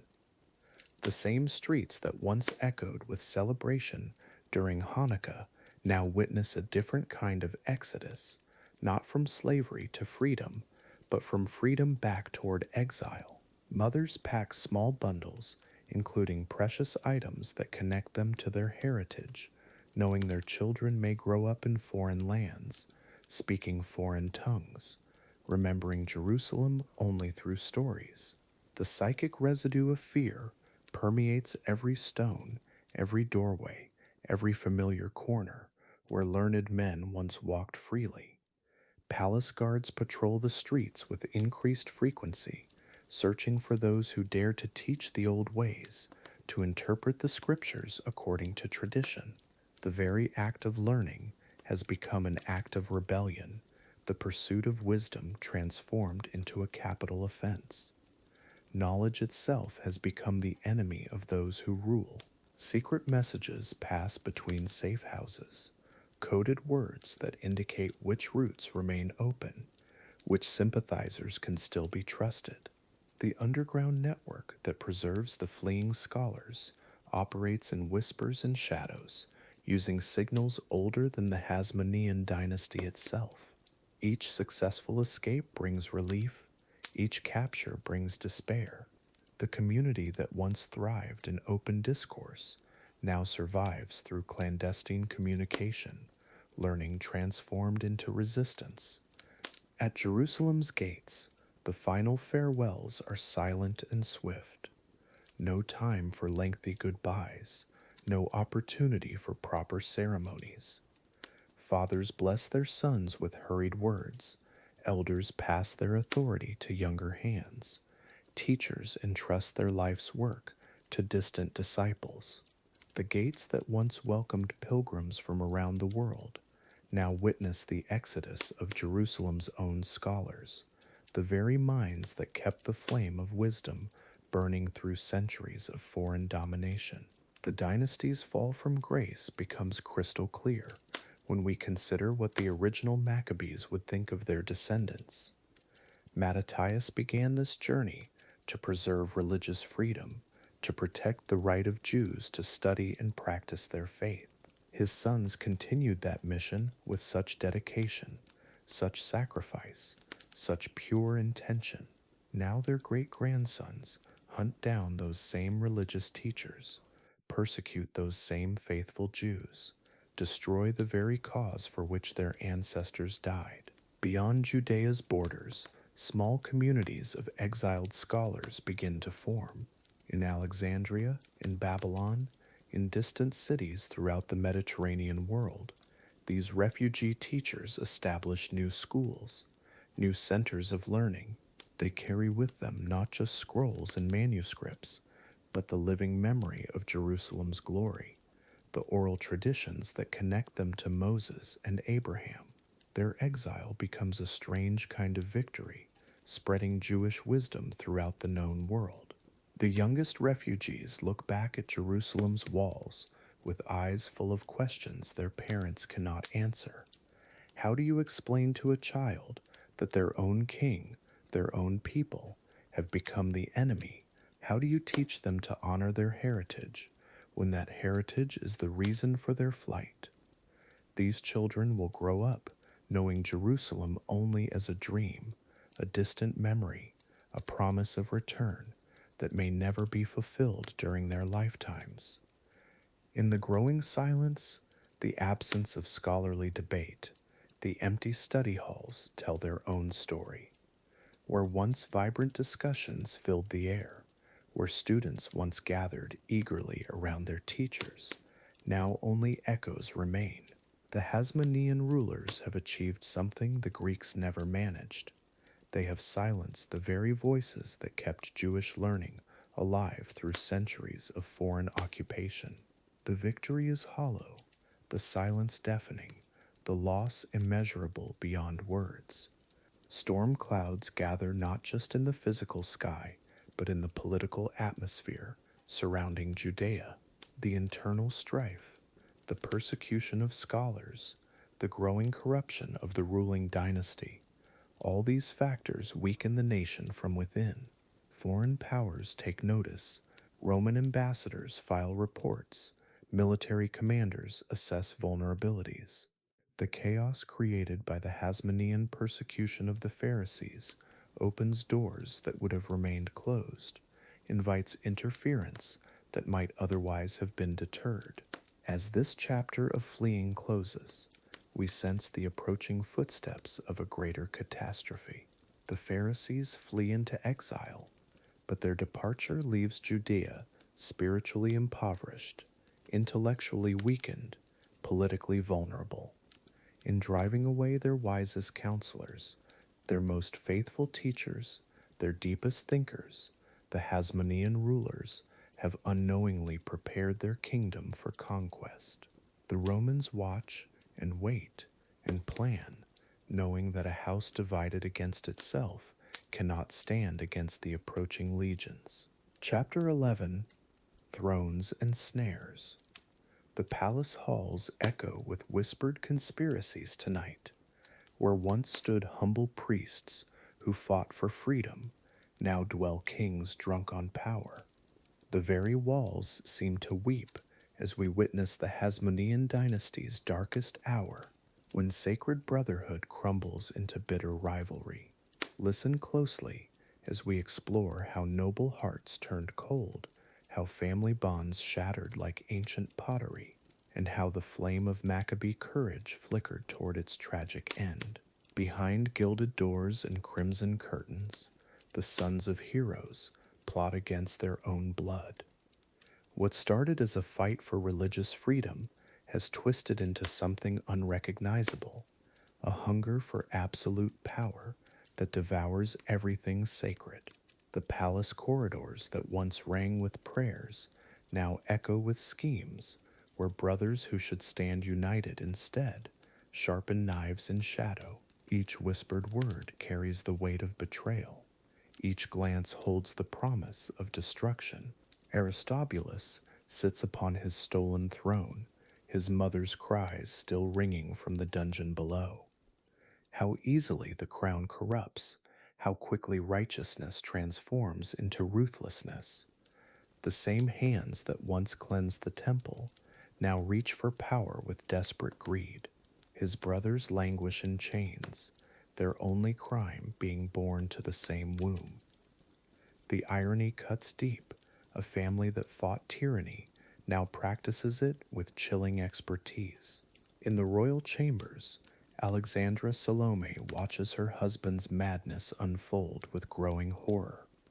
She remembers when they were young, when ideals mattered more than crowns, when family meant protection rather than peril. Now she sees the monster her beloved has become, imprisoning his own mother, murdering brothers who once played at his side. The woman who married a hero finds herself wed to a tyrant, her heart breaking with each cruel decree. The royal court transforms into a theater of deception, where every smile masks a dagger, where loyalty shifts like desert sand. Courtiers who once served with honest hearts now navigate treacherous waters, knowing that one wrong word could mean exile or death. The palace becomes a maze of whispered alliances, where today's friend becomes tomorrow's executioner. Trust dies a slow death in these halls, replaced by fear and calculated survival. Behind locked doors, Alexander Jannaeus plots his next conquest, while his kingdom bleeds from within. The warrior king who should protect his people instead wages war against them, his own subjects fleeing his wrath. Civil war tears at the heart of the nation, brother fighting brother in streets once sacred. The Hasmonean dream of independence becomes a nightmare of oppression, as those meant to be shepherds become wolves among their flock. In the depths of the palace dungeons, political prisoners waste away in darkness, their only crime being opposition to royal madness. Some were once friends, advisers who dared speak truth to power, now left to rot in chambers carved from living rock. Their families gather in secret, whispering prayers for men who may never see sunlight again. The kingdom that fought for freedom now silences its own voices, one by one. The treasury overflows while the people starve, another cruel irony of this fallen dynasty. Gold seized from conquered nations glitters in royal vaults, while citizens struggle for bread in streets outside the palace walls. The kings count their wealth obsessively, measuring success in silver rather than souls, in territory rather than righteousness. Each coin represents another step away from the humble beginnings, another betrayal of their ancestors' sacrifice. Foreign mercenaries patrol Jerusalem's streets, their loyalty purchased with tomb-rated gold, a sight that would make Judah Maccabee weep. These hired swords show no reverence for sacred places, no understanding of holy tradition, yet they enforce the will of kings who claim divine right. The people huddle behind closed doors, afraid of their own protectors, watching helplessly as strangers rule their ancient city with iron fists and foreign customs. Night after night, the palace feasts continue while the kingdom crumbles around them. Wine flows like water as nobles gorge themselves, laughing and singing while outside, families mourn their fallen sons in senseless civil wars. The royal banquet halls echo with hollow merriment, a desperate attempt to drown out the growing thunder of approaching doom. Each celebration feels more forced, more brittle, like dancing on a grave. Alexandra watches her sons with growing dread, seeing the same hunger for power that destroyed their father beginning to spark in young eyes. Hyrcanus and Aristobulus circle each other like wolves, each waiting for the moment to strike. The queen mother tries desperately to hold her family together, but the poison of ambition runs too deep. She realizes with horror that the cycle will continue, that her children are doomed to repeat their ancestors' mistakes. In distant Rome, senators take note of the chaos consuming Judea, their calculating eyes seeing opportunity in dysfunction. Reports arrive daily of civil war, of a kingdom tearing itself apart, of rulers too busy fighting each other to notice approaching wolves. The Roman eagles cast ever longer shadows, drawing closer with each Hasmonean betrayal, each family feud, each moment of weakness that invites foreign intervention and promises an end to independence. The final meeting between the brothers takes place in moonlit corridors, their voices barely above whispers as they plot against each other one last time. Hyrcanus, always the gentler soul, pleads for peace, for remembrance of their shared blood, their common heritage. But Aristobulus, consumed by ambition, sees only weakness in mercy, only obstacles in family ties. The conversation ends with silence and the knowledge that tomorrow will bring bloodshed, brother against brother. As dawn breaks over Jerusalem, the palace stands empty of justice, its golden halls echoing with the ghosts of better days. The servants move through their duties with heavy hearts, knowing they serve monsters wearing crowns, tyrants who have forgotten their own history. Every portrait on the walls seems to weep. Every tapestry tells a story of hopes betrayed, of dreams corrupted, of a noble family's fall from grace into an abyss of their own making. The common people gather in secret, sharing memories of when their leaders were heroes rather than oppressors, when the name Maccabee inspired hope rather than fear. Old men tell young boys about Judah's courage, about battles fought for freedom, about a time when their rulers bled for them rather than making them bleed. These whispered stories become acts of rebellion, keeping alive the memory of what was lost, what was betrayed. And so the great dynasty stands on the precipice, its foundations cracked by greed, its walls weakened by betrayal, its future sealed by the very corruption it embraced. The Hasmonean kings, descendants of liberators, have become everything their ancestors fought against. Tomorrow will bring Roman legions, foreign rule, the end of independence. Tonight, let us remember how easily heroes become villains, how quickly freedom becomes tyranny, how the greatest enemy often lives within. Chapter 12. The Reigns of Rome.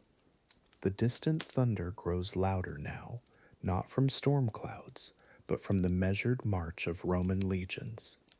Their sandaled feet beat against the ancient roads like a relentless drum, each step bringing the weight of empire closer to Jerusalem's walls. The sound echoes through valleys where David once sang, where prophets once walked, where the Maccabees once dreamed of freedom. But dreams, like morning mist, fade before the harsh reality of conquest.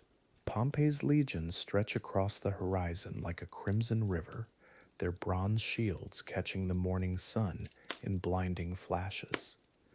20,000 men march in perfect formation, their spears a forest of steel, pointing toward heaven. The earth trembles beneath their weight, dust clouds rising like incense from their passage.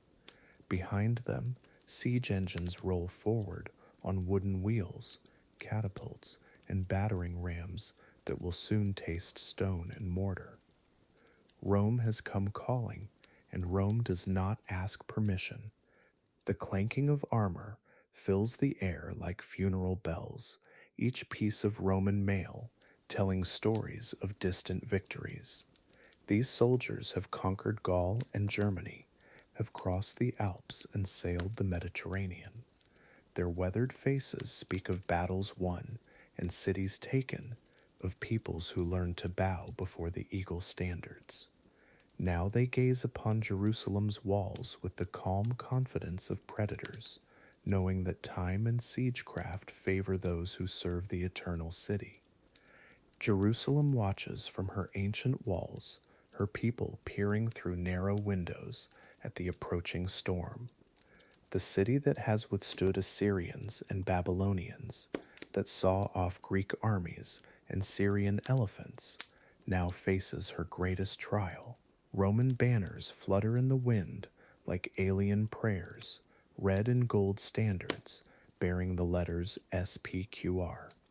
The Senate and people of Rome have spoken, and their words are written in iron and blood across the hills of Judea. The siege begins not with violence, but with patience. Roman engineers marking distances and calculating angles. They build their camps with the precision of architects, trenches and palisades, forming perfect squares around the holy city. Supply lines stretch back to the sea like arteries, feeding the beast of conquest with grain and wine and fresh soldiers. Pompey himself studies Jerusalem from his hilltop pavilion, measuring her defenses like a physician examining a patient, diagnosing her weaknesses with clinical detachment. Inside Jerusalem's walls, the last descendants of the Maccabees prepare for what they know will be their final stand. But the fire that once burned in Judah and Jonathan has dimmed to embers, weakened by years of civil war and corruption. Brothers fight brothers for the throne, while Roman soldiers sharpen their swords just beyond the gates.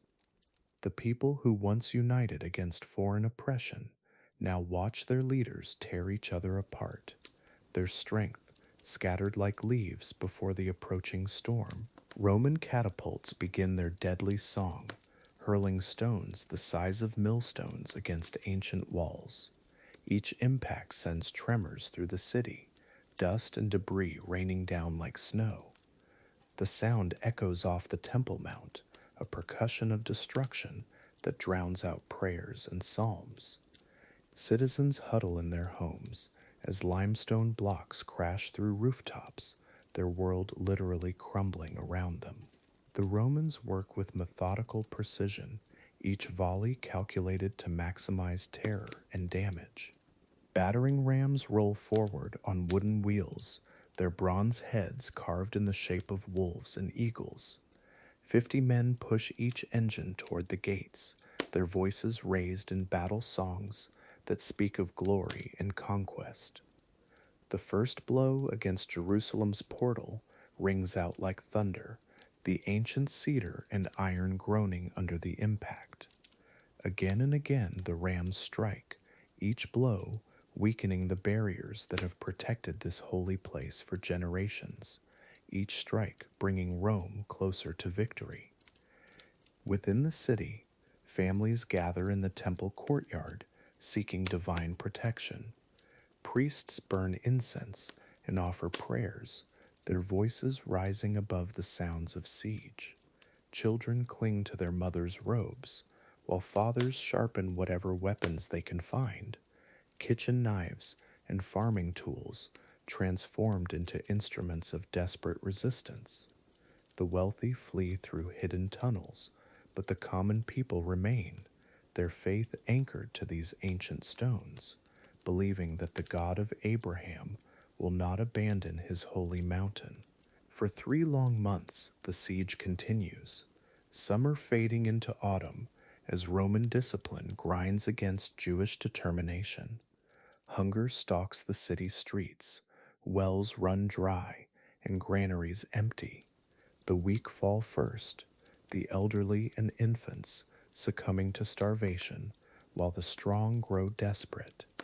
Some citizens attempt escape under cover of darkness, only to be crucified on Roman crosses within sight of the walls, their suffering a message to any who dare resist the will of Caesar. The final assault comes with the dawn, Roman trumpets splitting the morning air like judgment horns.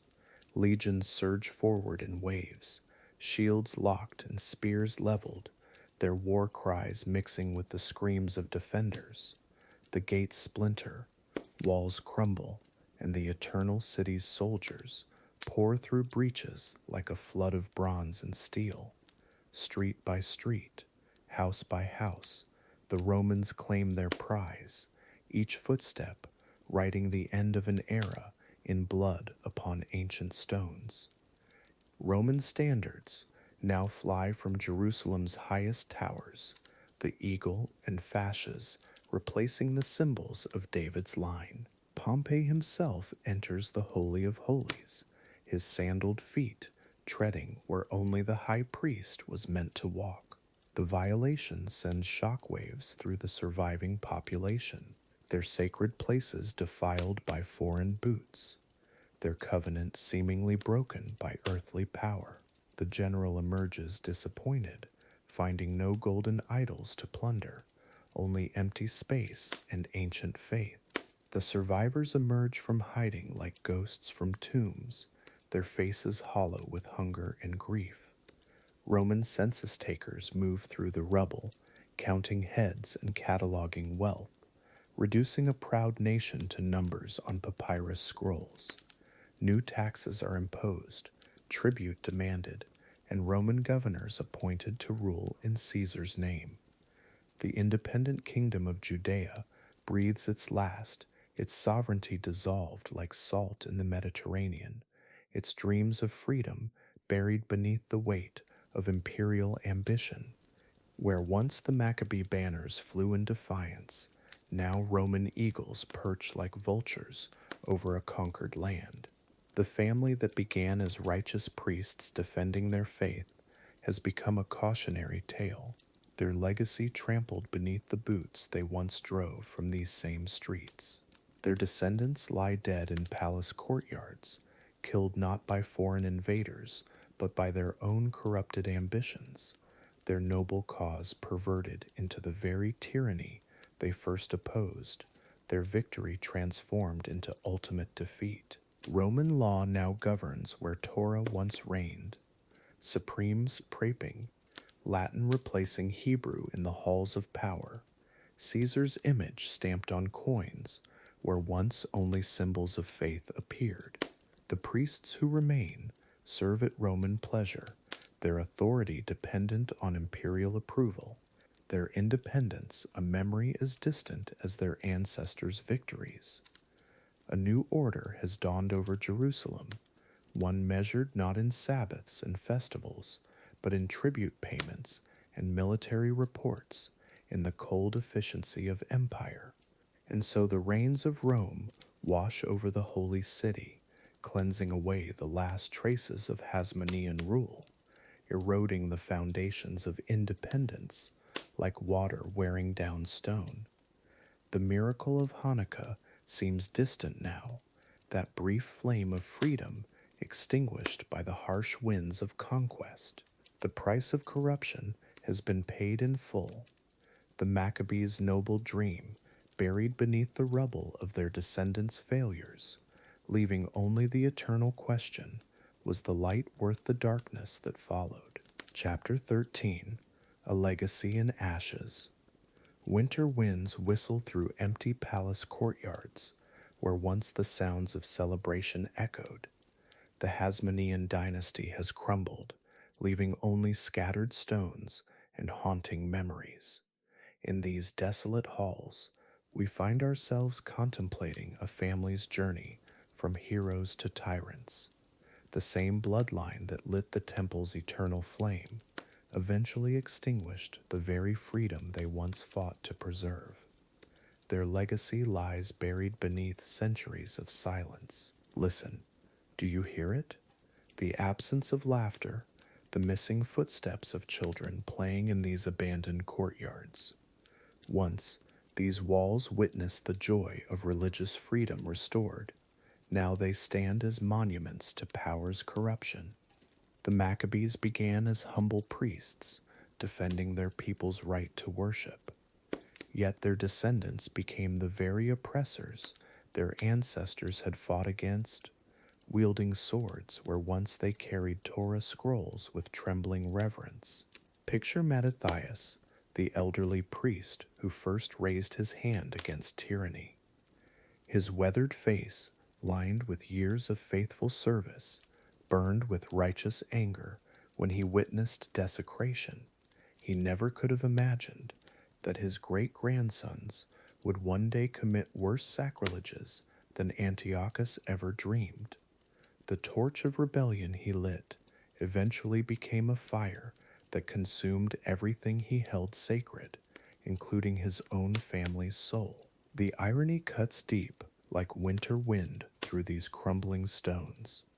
Judah the Hammer, who died protecting Jewish law, would have wept to see his nephew Aristobulus crown himself king.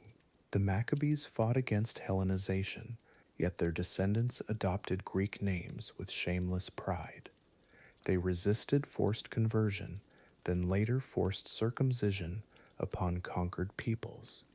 The very crimes they once condemned became the foundation of their rule. Power, it seems, corrupts even the noblest hearts. In these empty chambers, you can almost hear the ghosts of murdered brothers. Aristobulus, first to claim the crown, locked his own mother in a dungeon until she starved. The family that once stood united against oppression now turned their weapons on each other. Siblings who should have shared power instead spilled each other's blood across palace floors. The unity that once made them unstoppable became the division that ultimately destroyed them all.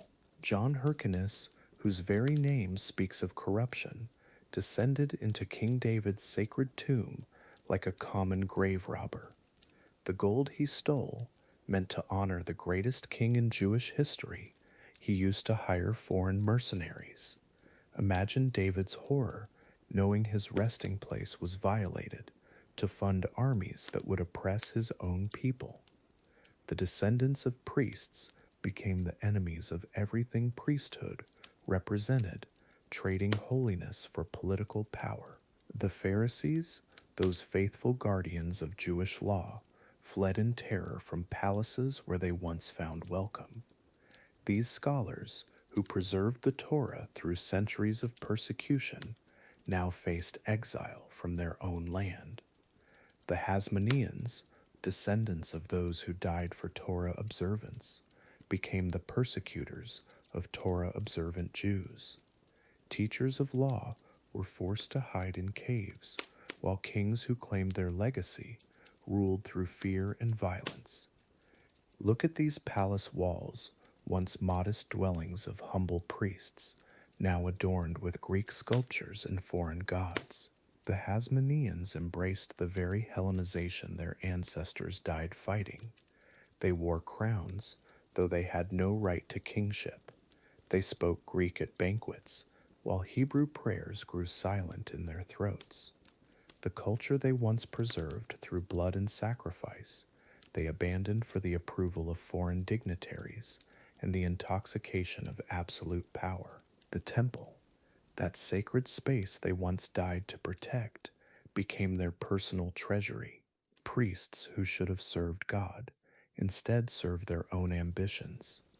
The altar, where their ancestors offered sacrifices in humility, became a stage for political theater. The oil that miraculously burned for 8 days now seemed like a distant fairy tale, as these kings burned through their people's devotion with ruthless efficiency, leaving only ashes and broken promises. Civil war, that ultimate family tragedy, tore through the dynasty like wildfire through dry grass. Brothers Alexander Jannaeus and Aristobulus fought with foreign armies, inviting enemies into their homeland to settle domestic disputes.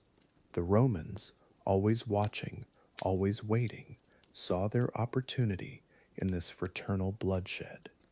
Division, the very thing that had once made them vulnerable to Antiochus, again became their fatal weakness, opening the door to a conquest that would last millennia. Queen Salome Alexandra, perhaps the only Hasmonean ruler to find peace, tried to heal the wounds her family had carved across the nation. For 9 brief years, Torah study flourished again, and the Pharisees returned from exile.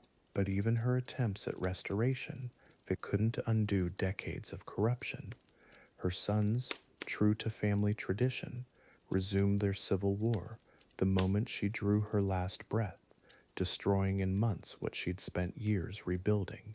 The people, who once danced in the streets at Maccabee victories, now cowered in their homes when Hasmonean armies marched past.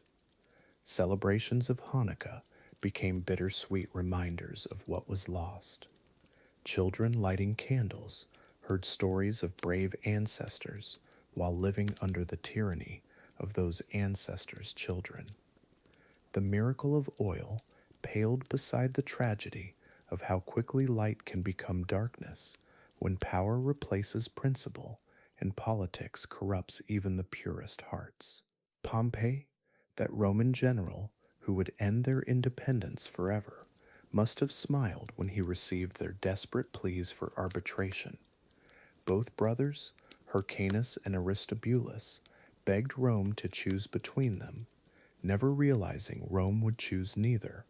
The empire that the Maccabees had successfully resisted for generations walked through gates opened by their own descendants' ambition.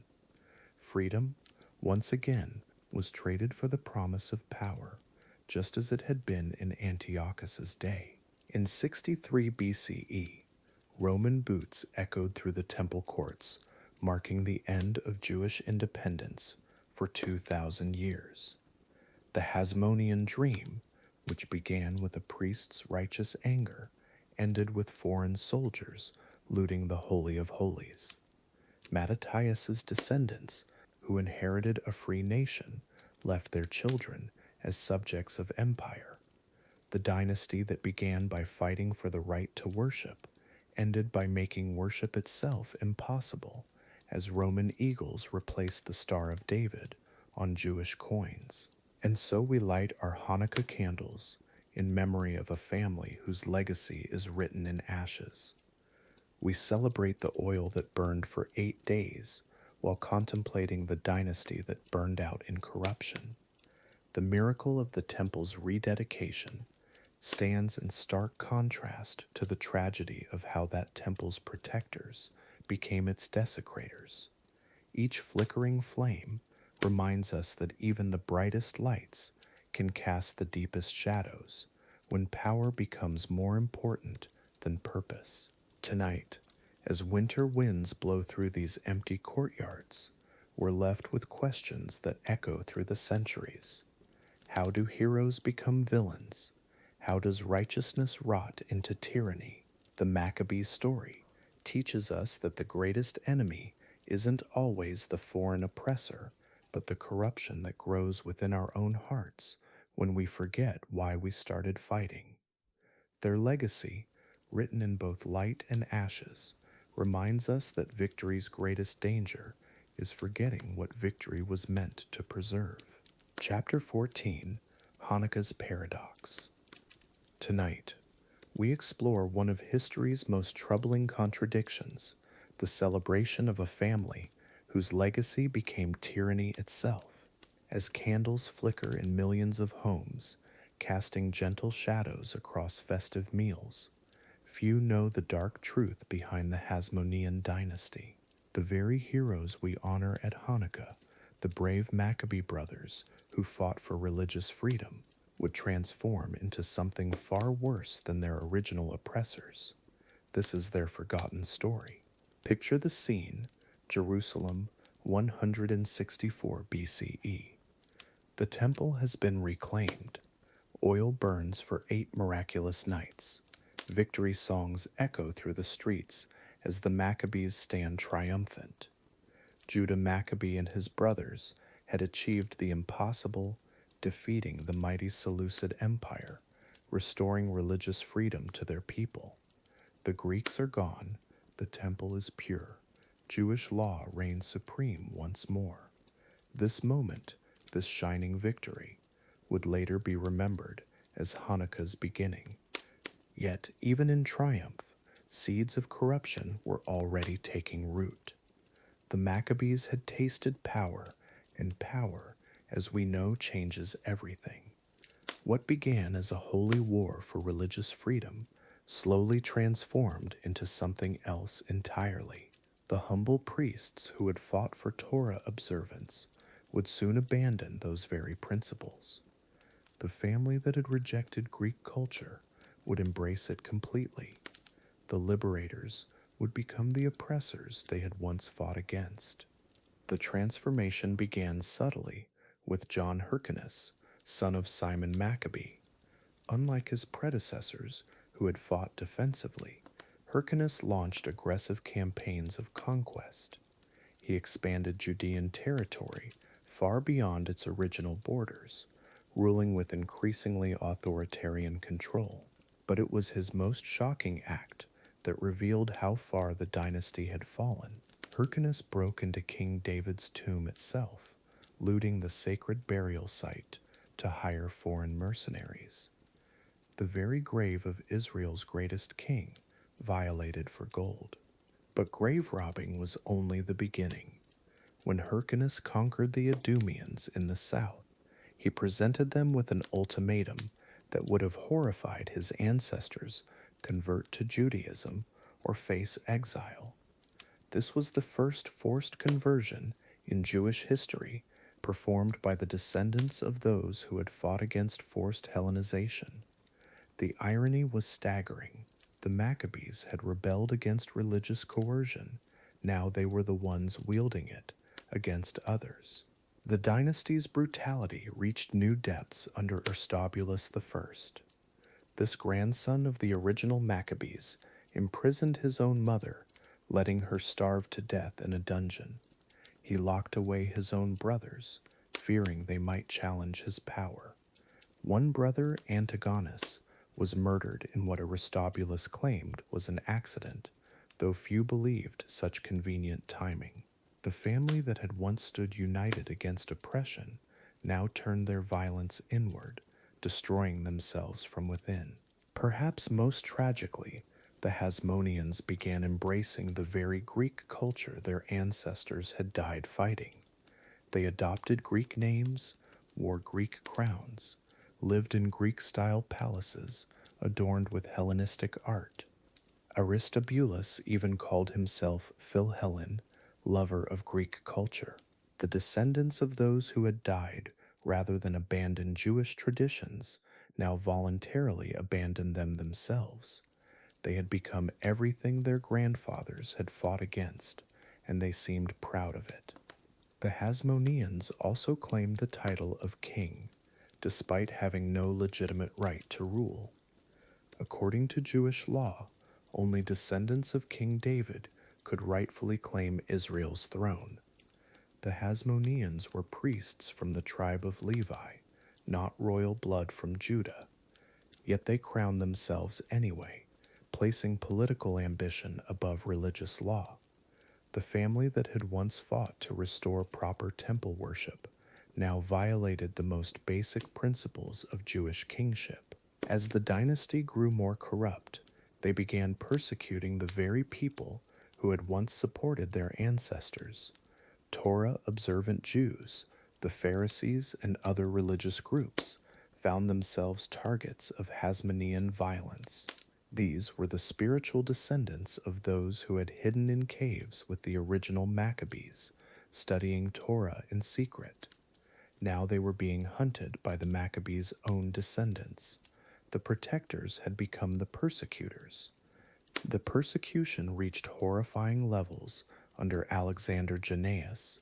When the Pharisees opposed his illegal actions, he had 800 of them crucified, while he feasted with his concubines, watching them die. These religious scholars, men devoted to studying and preserving the very Torah the Maccabees had fought to protect, were tortured to death for their beliefs. The dynasty's transformation from liberators to tyrants was now complete. Civil war erupted within the Hasmonean family as brothers fought brothers for power. Hyrcanus II and Aristobulus II turned Jerusalem into a battlefield, caring nothing for the suffering of their people. In desperation, both sides sought foreign help, the very thing their ancestors had died fighting against. They invited Romans, Parthians, and Arabs into their sacred city, selling Jewish independence for temporary advantage. The Temple Mount itself became a war zone. The dynasty's corruption created such chaos that many Jews began longing for foreign rule, anything to end the Hasmonean terror. When Pompey's Roman legions approached Jerusalem in 63 BCE, some residents actually opened the gates, welcoming the conquerors. The great-grandchildren of the Maccabees had made Roman occupation seem preferable to Jewish freedom. They had destroyed the very independence their ancestors had died to achieve. And so ended Jewish independence, not through foreign conquest, but through internal corruption. The Romans simply walked into the power vacuum the Hasmoneans had created through their endless civil wars. What the Seleucid Empire could never accomplish through force, the Maccabees' own descendants achieved through greed and brutality. They had handed over their nation on a silver platter, and it would remain under foreign rule for the next 2,000 years. This is Hanukkah's great paradox. Every year, we light candles celebrating the Maccabees, honoring their fight for religious freedom and Jewish independence. Yet the very family we commemorate became the agents of religious oppression and national destruction. The heroes of our story became its villains. The liberators became the oppressors. The miracle we celebrate led directly to our longest exile. How do we reconcile such contradictions? Perhaps the lesson lies not in the Hasmoneans' fall, but in the eternal warning their story provides. Power corrupts, even the most righteous causes can be perverted by ambition. The Maccabees began with pure hearts, fighting for noble ideals. But somewhere along the way, they lost sight of why they were fighting. Victory became its own goal, power its own justification. The means began consuming the ends. So tonight, as Hanukkah candles flicker in the darkness, remember both sides of this ancient story. Honor the courage of the original Maccabees who risked everything for freedom, but remember too their descendants who squandered that precious gift. Let their tragedy remind us that liberty must be guarded, not just from external enemies, but from the corruption that can grow within our own hearts. Even heroes can fall, and that makes their initial heroism all the more precious. Chapter 15, Reflections Beneath the Menorah. The golden flames flicker softly tonight, casting gentle shadows on ancient walls. Here in this final moment, we pause to contemplate the profound irony that dances in the candlelight. The same oil that burned for 8 miraculous days now illuminates a darker truth, how heroes can become the very thing they once fought against. Tonight, we reflect on power's seductive whisper and the tragic transformation of the brave. Beneath the menorah's warm embrace, we remember Mattathias, the humble priest who sparked a revolution with righteous fury. His heart burned pure as the temple flames, refusing to bow before foreign gods. He saw his people's sacred traditions trampled, their faith mocked, their children forced into Greek ways. In that moment of defiance, striking down the apostate, he became something more than a man. He became a symbol of resistance itself. The candlelight whispers of Judah, the hammer who shattered Syrian armies with guerrilla tactics and unwavering faith. Mountains echoed with his war cries as he led farmers and shepherds against professional soldiers. Victory after impossible victory followed his banner. The temple's rededication marked not just military triumph, but spiritual renewal. 8 days of miraculous light celebrated freedom reclaimed, yet even then, shadows of future corruption began to lengthen across the dynasty's path. Power's corruption crept slowly, like winter frost across autumn leaves. Jonathan accepted high priesthood from foreign kings, trading sacred independence for political advantage. His brother Simon crowned himself ruler, establishing dynastic succession never sanctioned by divine law. What began as religious resistance gradually transformed into political ambition. The Hasmonean name, once synonymous with holy rebellion, slowly became associated with earthly compromise. The menorah's flames flicker sadly at this gradual betrayal of founding principles. John Hyrcanus embodied the dynasty's darkest contradictions.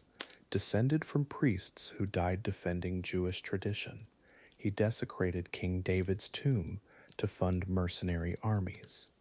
The man whose ancestors fought forced Hellenization now forced circumcision on conquered Idumeans, exile or conversion, the same brutal choice once imposed on Jews.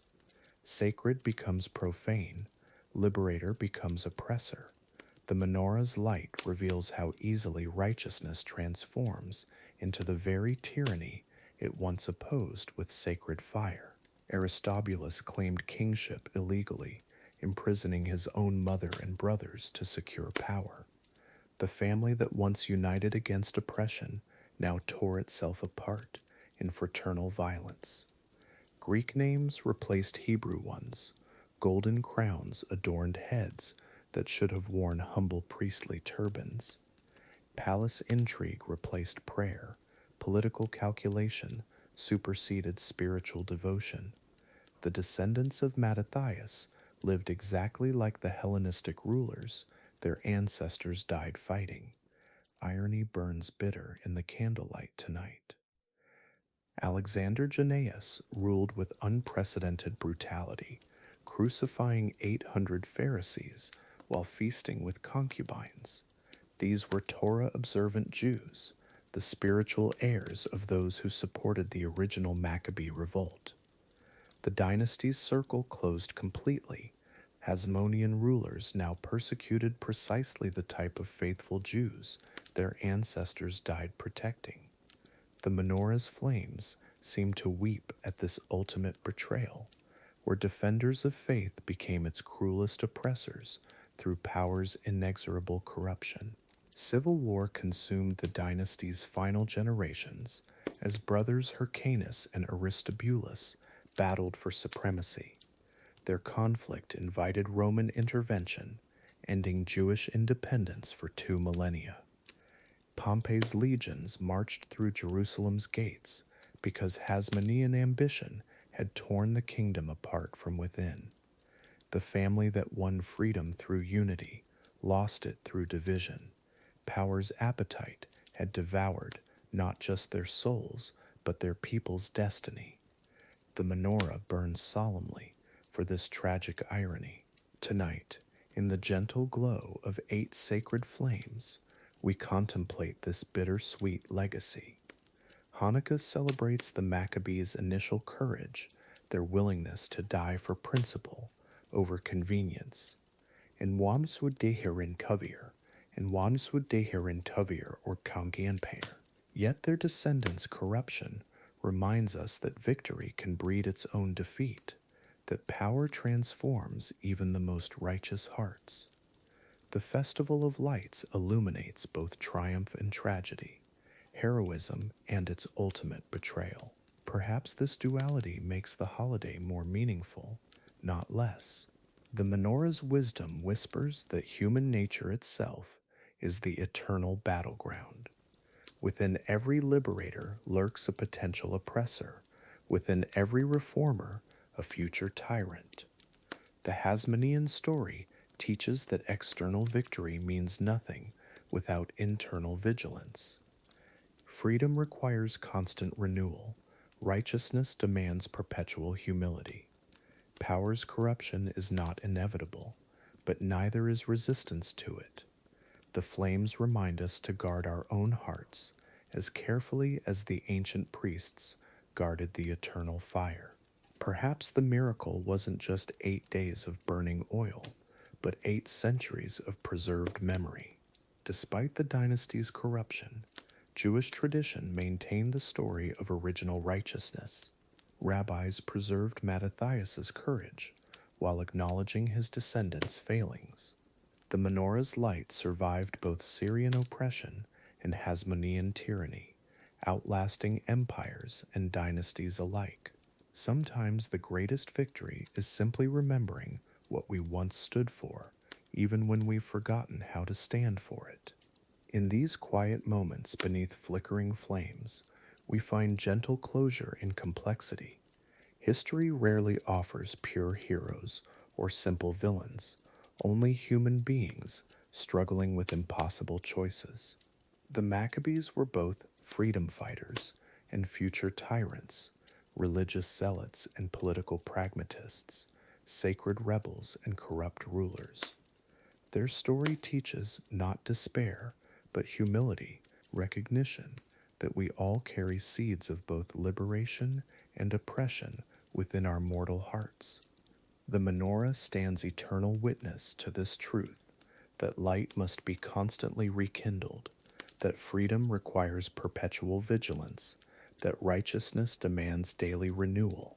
Each night's lighting becomes an act of recommitment, not just to ancient victory, but to ongoing struggle against our own potential corruption. The oil burns not just in memory of the past, but in hope for a future where we might do better than our heroes. As the flames dance their final dance tonight, they whisper stories of ages past, of humble priests and proud kings, of sacred rebellion and secular ambition, of triumph transformed into tragedy through through time's inexorable passage. The candlelight grows softer now, more gentle, carrying us toward peaceful rest with the weight of historical wisdom. Even corruption teaches compassion, understanding that we are all capable of falling from grace. The menorah's glow fades to gentle embers, like memories settling into dreams. 8 flames become 8 lessons in human complexity, 8 reminders that heroism and villainy often wear the same face across generations. Tonight we rest knowing that even flawed stories offer profound truths, that even corrupted legacies preserve essential wisdom, that even tragic ironies can illuminate the path toward better choices tomorrow. Sleep comes softly beneath ancient light, and so our journey ends where it began, in candlelight and contemplation, in the space between sleeping and waking, where truth reveals itself most clearly. The menorah burns eternal in memory's temple, keeping watch over stories both bright and dark, holding space for complexity in a world that prefers simple answers. Rest now, let ancient wisdom carry you into peaceful dreams of light that endures beyond the darkness of human failing.